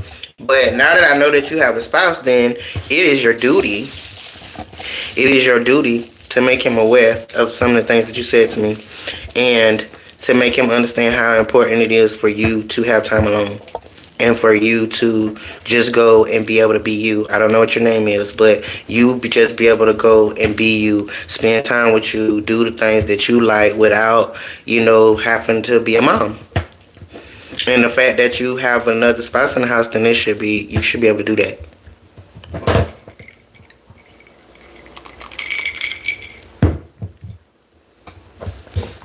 Okay, Patricia. Nice to meet you, Mama.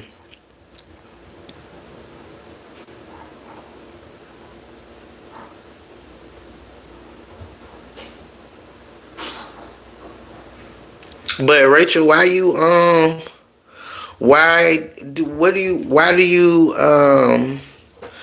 have a thing with like being perfect? Like how does that manifest itself? Like what does that look like in your life? Because from how I read it, it reads that you don't have accountability. Because if you have accountability, then you can see your flaws, and then if you can see them, you can accept them because they you. You know.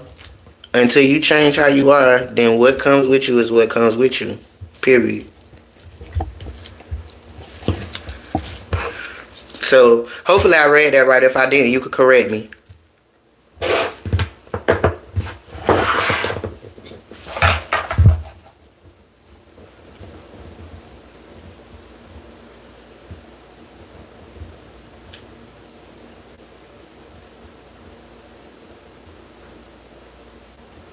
And you know what, Hendrix crew? Me too. Me too. I always had a big problem asking for help because I didn't want to be judged. But that's because I didn't love myself enough to know that I'm a fucking human, which means I'm not perfect. I fall short. I don't know everything. And I need help just like fucking everybody else. And it's okay to need help.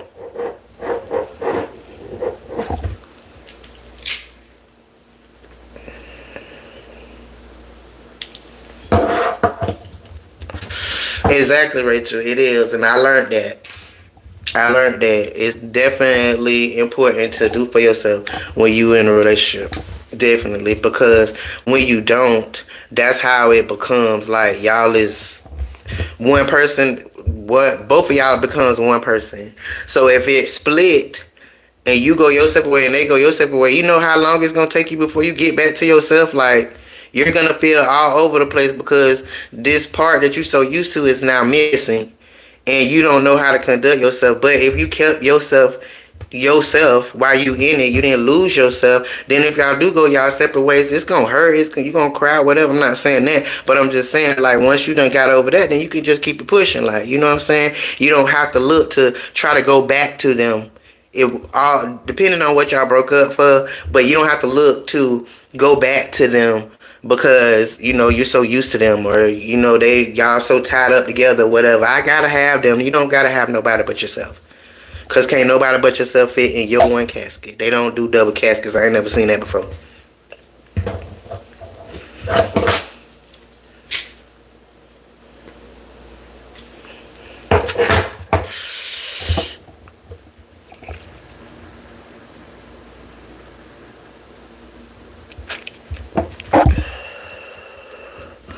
Well baby, that's something that you have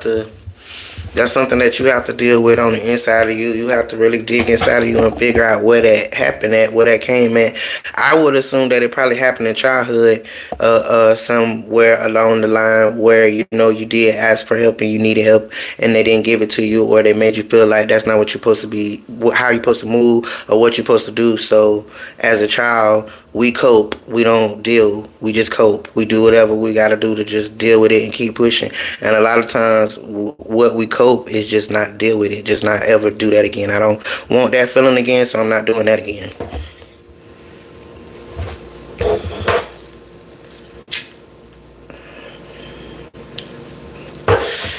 And that's why we talk about parents last night, because they are an integral part of things, especially when you know you trying to heal and have an understanding of how you got what you got, because a lot of stuff you got there because of your parents. Not to bash them or anything like that, but at the same time, you know how you was raised is all you know, and you're gonna take that into your adult life. So if you picked up on some bad shit or some wrong shit, the best way to be able to heal that is to sit down and talk with your parent and make them understand. You know what I'm saying? Like, you know, when you did this back when I was 7, or when you did that back when I was 7, you made me feel this or you made me feel that, and ever since then I've been doing this or been doing that. Like, those are real conversations. Some parents will take it and hear you and understand it because of the growth they've done in their life up until that point, and some parents ain't finna hear shit because they ain't did no growth and they didn't see nothing they did wrong.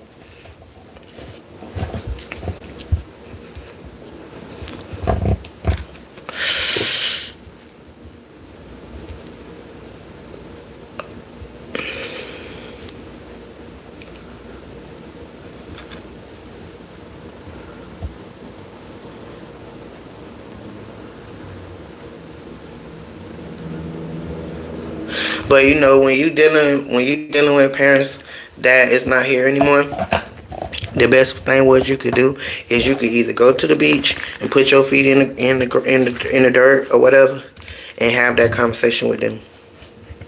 And once you have that conversation, leave it there. And if you can't do that, then you get you a book, a journal, and you write all that stuff in there and get it out. Because the first part of healing is to actually get it out. Like, actually hear yourself say the words. All that stuff that be in your head that you feel like you'll never share with nobody, or you don't want nobody to know because they're going to judge you or whatever, that's fine. You don't got to tell nobody, but you got to get it out. You got to get it out. Once you say it, once you write it, you can't even imagine how lighter you feel. I know that for experience. Cause when somebody told me to journal, I really looked at their ass like they was crazy or whatever. Because that wasn't the type of person that I was. But when I got that damn shadow book off of TikTok or whatever, and that was the biggest thing. And then all the successful people in life, that's what they all tell you to do is the journal or whatever. So that's what got me to start doing it. But once I started doing it and really realizing what I was saying to you, like when I was writing that shit down, like I felt a little lighter, you know. It helped me be able to identify the fact that I'm doing this because of that. And if I'm grown and I'm mature, then I realize, okay, if that's not what I'm supposed to be doing, then that's something that I need to work on and get that together.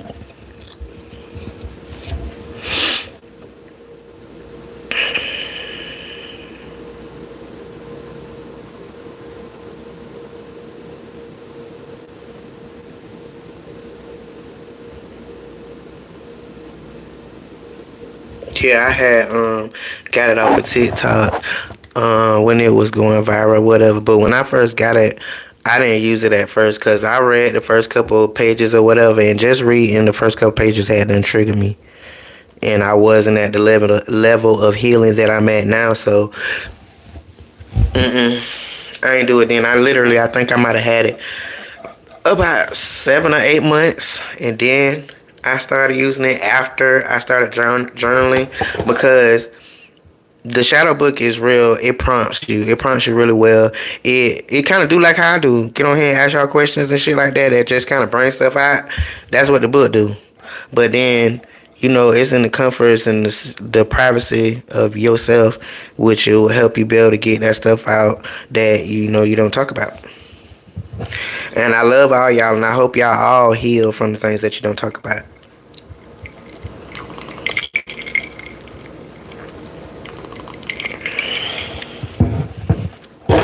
So is anybody hooting in here with me? Cause I feel alone. I feel alone.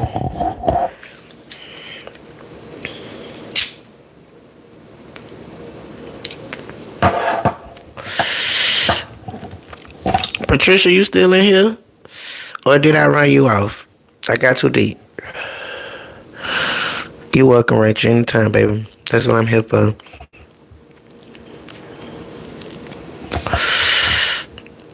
I'm so happy to be able to have these conversations with y'all because this is what I originally started coming on here to do. This is what I have to offer to the world. This is how I feel like I will impact the world. If not one person at a time, 10 people at a time, 4 people at a time, whatever, but this is what it started for. So for you to tell me thank you or whatever, it lets me know I'm doing what I'm supposed to do.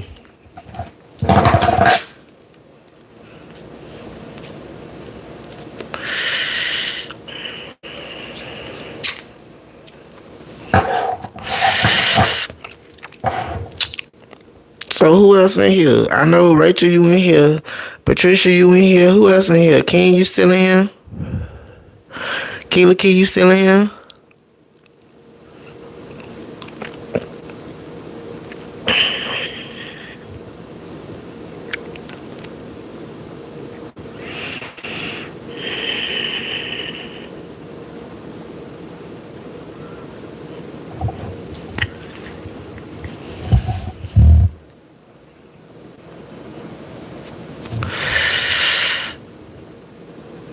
Well, that's what's up, Patricia. I appreciate that, and I'm glad that I was able to impact you and at least give you something to think about or whatever and to reflect on.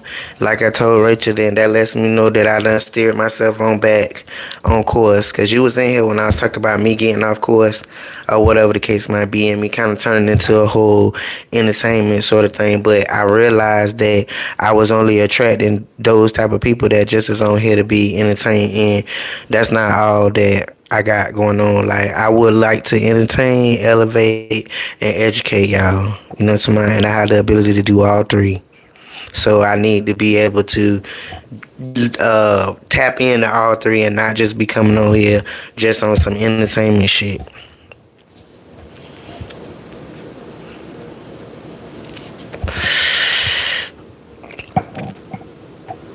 All right, Rachel. Well, good night. Patricia, you leaving too? Was that your good night?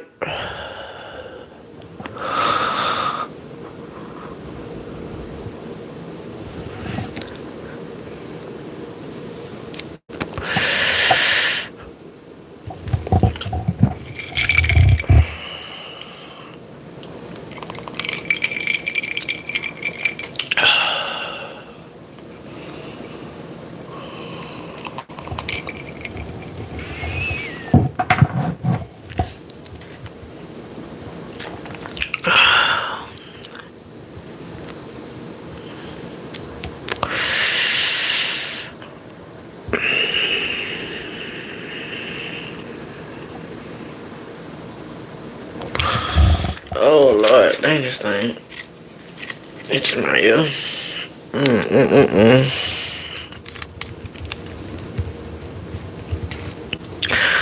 Ooh. All right, y'all. Well, I guess I done did my thug dizzle for the night. So good night. Thank y'all so much for coming over and prompting me and talking to me and spending a little time over here on my YouTube streets or whatnot. Like I said earlier, hopefully I've impacted you or at the very least give you something to think about. And oh, you still here? I thought y'all had done love. I thought y'all had done left, so I was gonna get off of here because I don't want to deal with the trolls. I'd rather sit on here and talk to y'all than go back and forth with the trolls because they definitely take me somewhere I don't be wanting to go. Are you still here too? All right, well y'all give me something to talk to y'all about. Nah, I'ma stay, but y'all gotta give me something to talk about. Cause I did what I told y'all I was gonna do. I was gonna ask y'all what y'all want to talk about. Y'all told me what y'all want to talk about, and we talked about it. So I feel good. I feel like I did what I was supposed to do. Very productive, or whatever. So y'all tell me something else y'all want to talk about. Ask me a couple questions or whatever.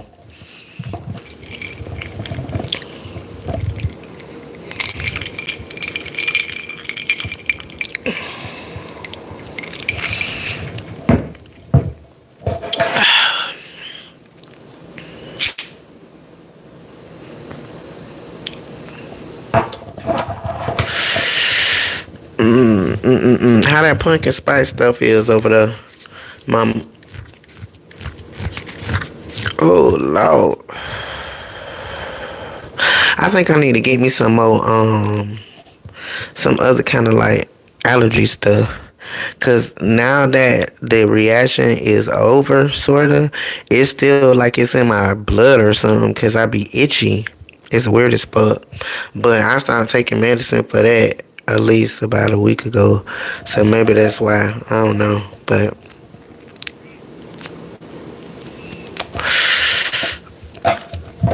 so y'all gonna talk to him?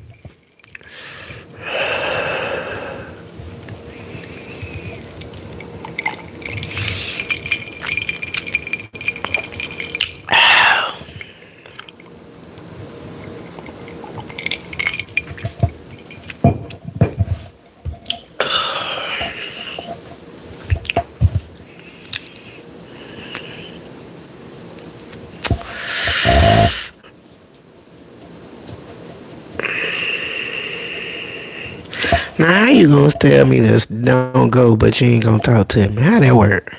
You want me to just sit here and look at y'all?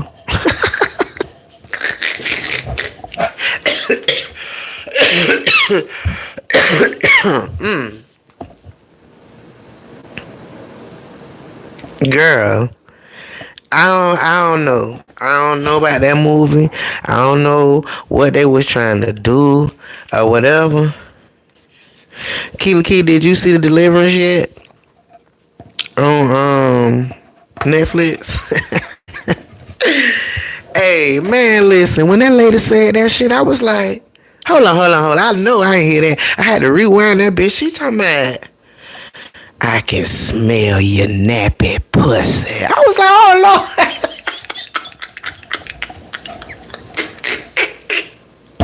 And you half-breed whore. I should have flushed you down the toilet when you was still a blood clot.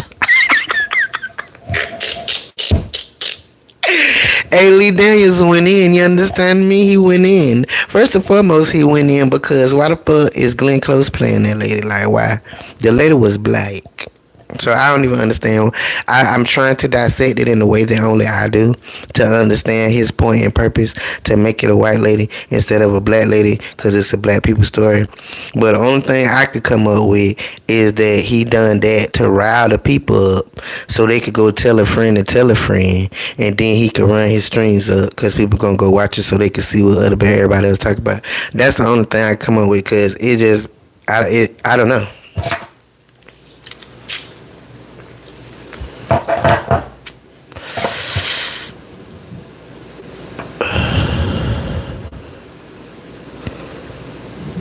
Do you got Netflix on Keela Key? And make sure when you get off here to go watch my little review. Cause I went and did my little due diligence. I found the real house and everything. It done been since demolished or whatever, but it supposedly had 200 demons. And if I'm keeping it all the way real with y'all, now Hendrix, I mean Patricia, you said you seen the part, you seen the movie. So if you seen the movie, then you seen the part where the mama Ebony, she wasn't scared no more, and she was just like, "Get out, my baby," whatever. You know that whole little like exorcism shit, girl. I feel like that shit opened up a portal in here. That shit had me crying and all. I ain't even gonna front. Like I don't know what I was feeling. I don't know what I was feeling. I think that they really did an exorcism through the TV or something. I don't know. And I hope it ain't jump no demons in here. Because yeah, that was real deep. Was it deep for you? You know the part I'm talking about?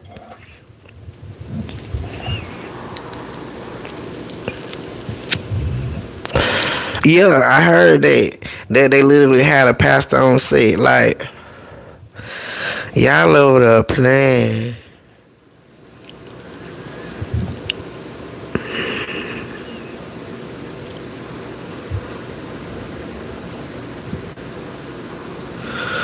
Girl, what is you talking about?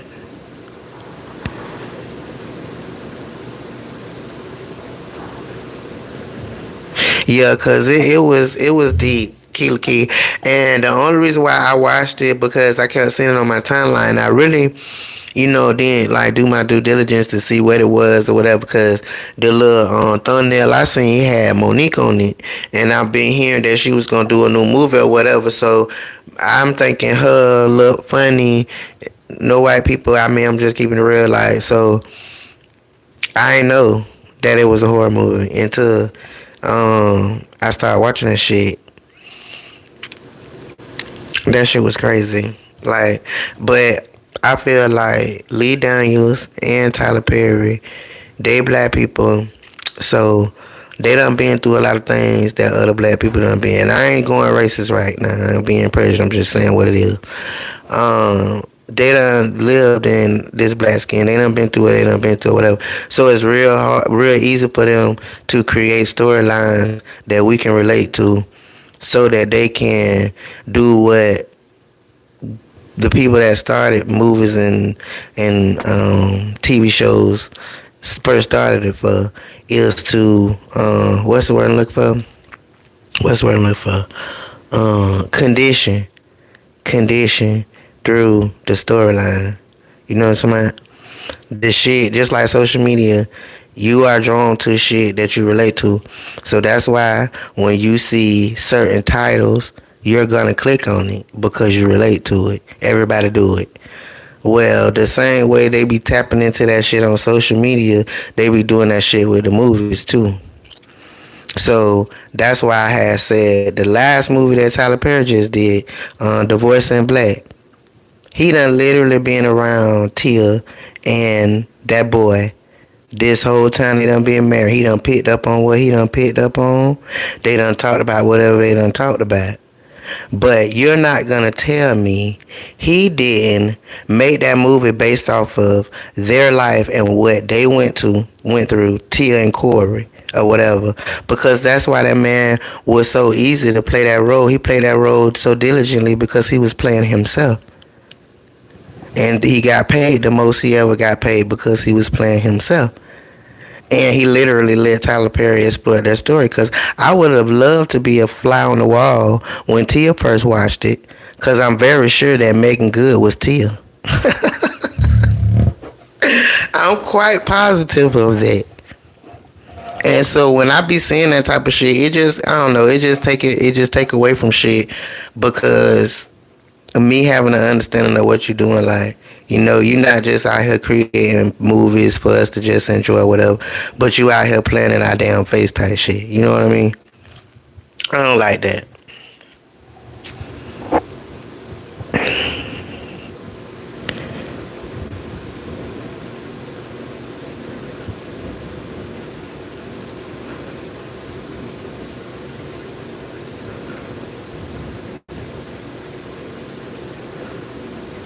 It do.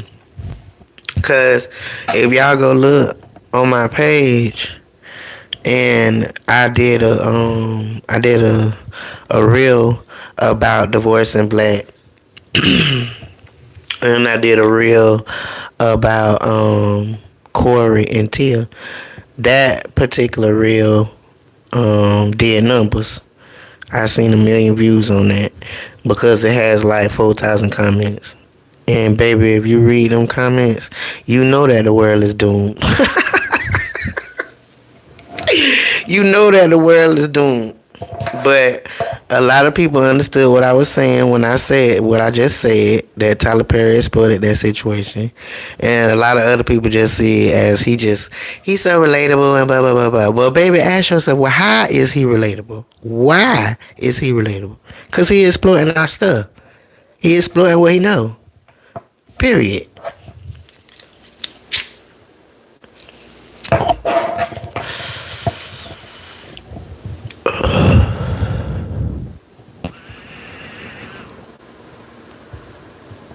All right, mama. I'll see you later. Have a good night. Make sure you try to get you some you time, mama. If it just ain't, just go outside and drink you a cup of coffee by yourself on the porch or something.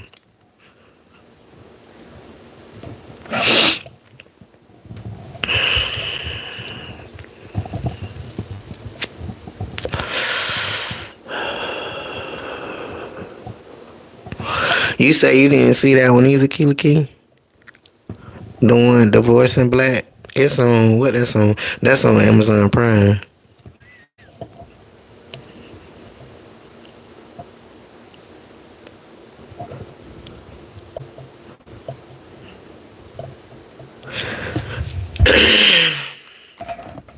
Well, make sure you do.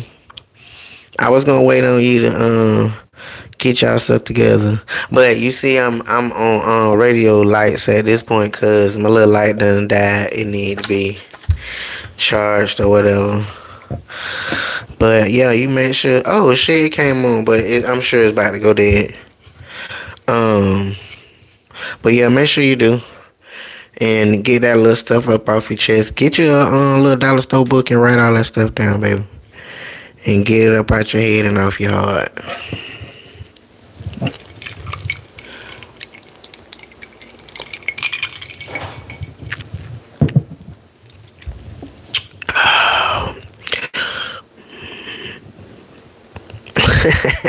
Period. It's giving TikTok. This is TikTok. I don't need some music in the background and me start DJing in this bitch. Period. What's up, y'all up there in the band? How y'all doing? Come on down and talk to me on my TikTok vibe.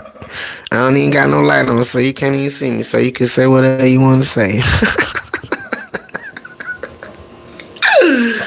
Oh shit! I gotta figure out how to put some music on here though. That'll just make everything good, cause I can't smoke have an adult beverage on TikTok where you can listen to music or whatever. But over here, YouTube, like, yeah, girl, do your thing. Just don't be telling them to do that or whatever. And don't be talking about murder, murder, kill, kill, and no guns, and we good. Period. You do need to get on my level because, baby, I'm there. I am there with one cup, and I still got some in there. Yeah, I still got half a cup. I be putting a little light in the cup. I don't know why I be doing that. Cause usually when I make my drink, I will put the alcohol in a shot glass and then pour it in my cup, so I know I just got a shot in there. But I ain't been doing that. I just been pouring. I just been pouring, child. But you said was that last night or the night before? I don't know. But you said you can do your third dizzle. Didn't you tell me that? So you should probably have a drink with me or something. I don't need to show you. Go get yours and let's chills.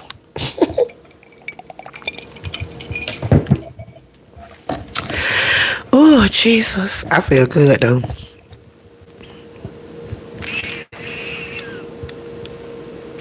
You tapping off your joint? That's what's up. Do you smoke or don't you? I just want to know.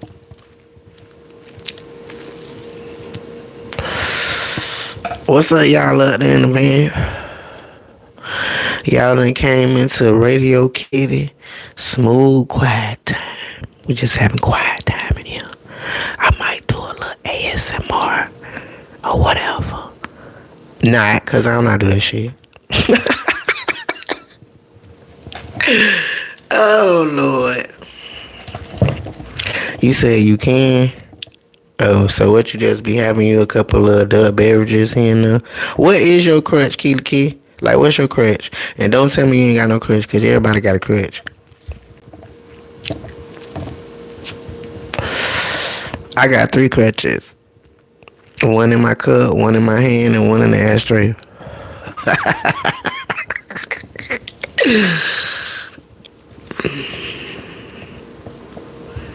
Why? Because what you been going through? Just put it to the side or whatever.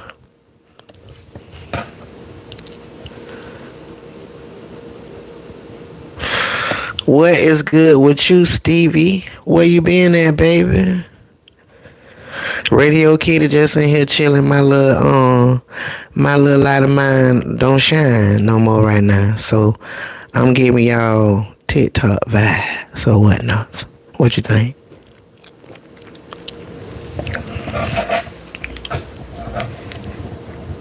Period.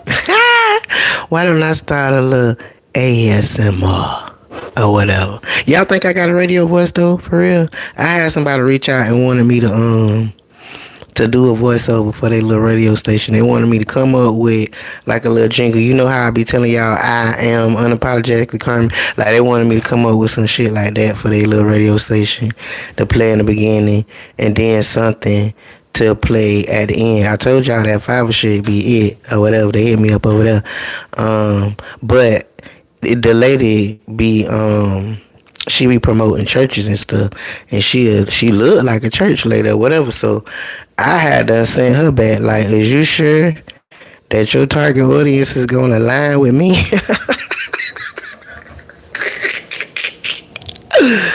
Oh Lord.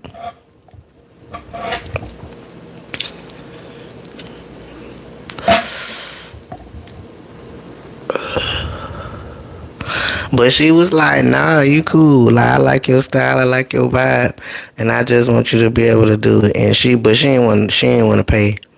She ain't want to pay.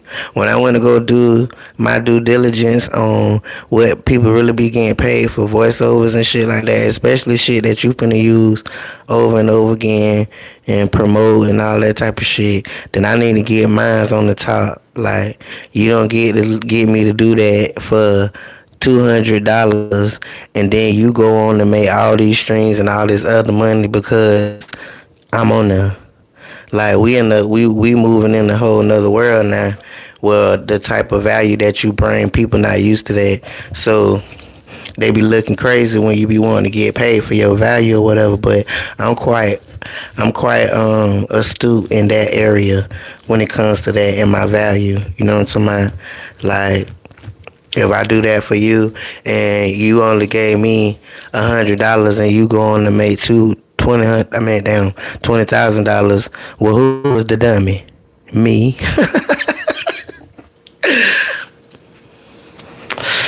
But people be hard to talk about money, and I used to be like that too.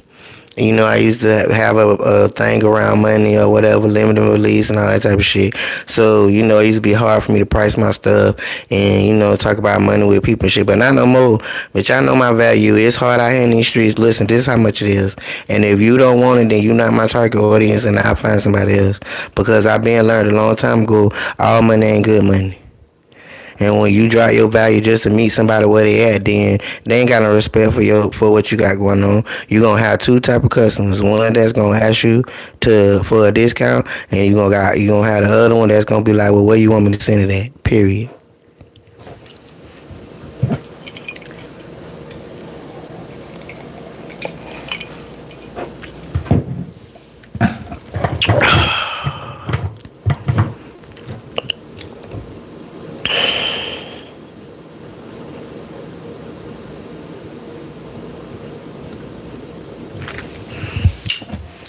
So I'm trying to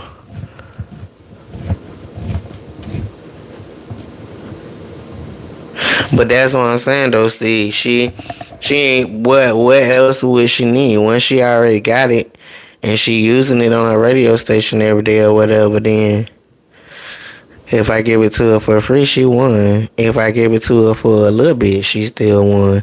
Cause I did my due diligence and I went over there to go see how what she got going on, how she popping off, and she popping off over there. Like it ain't no little radio station that ain't nobody on or whatever. Like she getting her streams over there, so that tells me that however you monetizing that, you making what you need to make. So don't try to come over here and lowball me, ma'am. No, ma'am.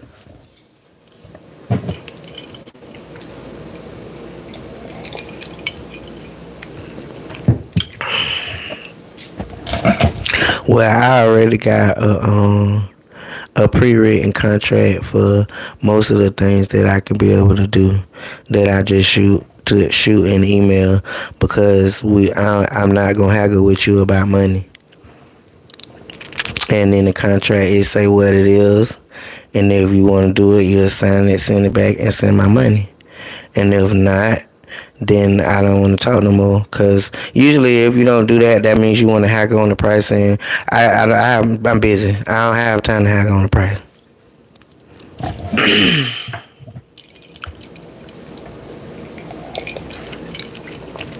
What's up, Florence Jukebox? How you doing, baby?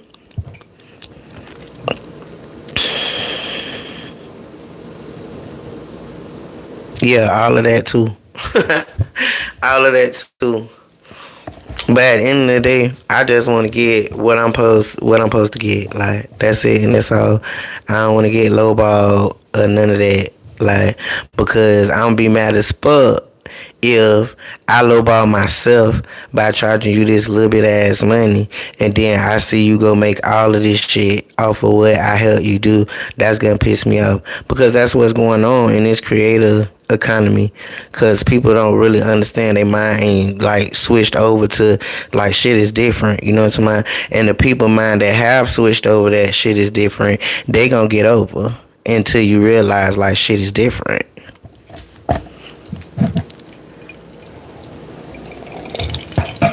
And I know like when you used to doing 9 to 5, then you just getting paid for about an hour. But a bitch like me, I could do a lot of shit in an hour. And when I opened up my eyes, I realized how I was undercutting myself all these years working at jobs where I'm working in circles around motherfuckers, but I'm only getting paid this little bit of shit for all this shit I done did in 1 hour. But when you got that mindset, then you'll try to pay somebody like that too. But nah, that ain't how it work. And the creator economy is based on value, so it don't got nothing to do with no time or none of that type of shit. If you gonna make X amount of dollars off of it based on the fact that I had something to do with it, then I need to make X amount of dollars up front, and we good. I get my money, I do what you want me to do, and then we move on. We may work again later at another time or not, but yeah.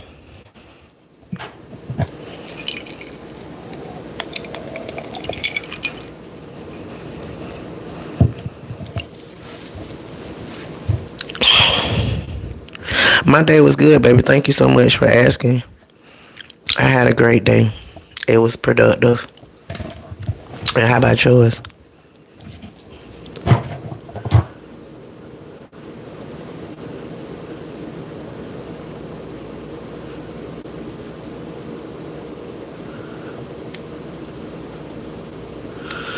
So, Steve, what you been doing? Where you was at?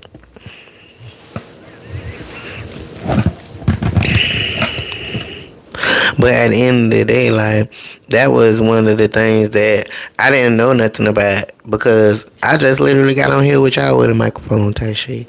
So that wasn't a skill that I had that I was putting out there to sell.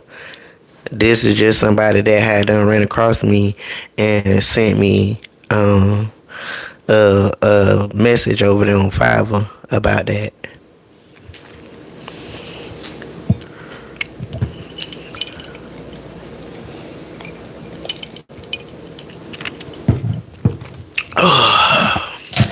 Y'all hit a like and like for your girl.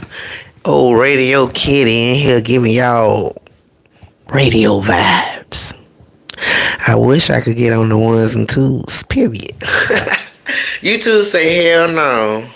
No, we ain't doing no music, ma'am. Oh, shit, bitch.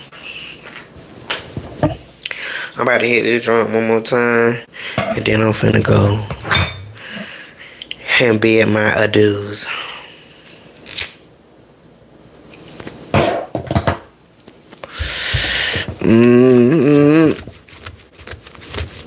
Oh, shit. I gotta do a retwist again, man. Damn, can't nothing keep this hair right, bro. Nothing. That stuff worked, but it's itching, so now I gotta wash it out. It gotta go.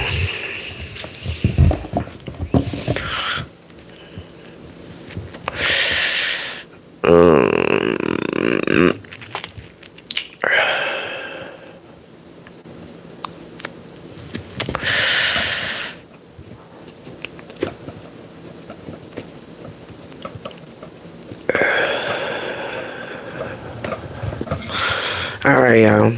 I'm out of here. Thank you for watching. Good night.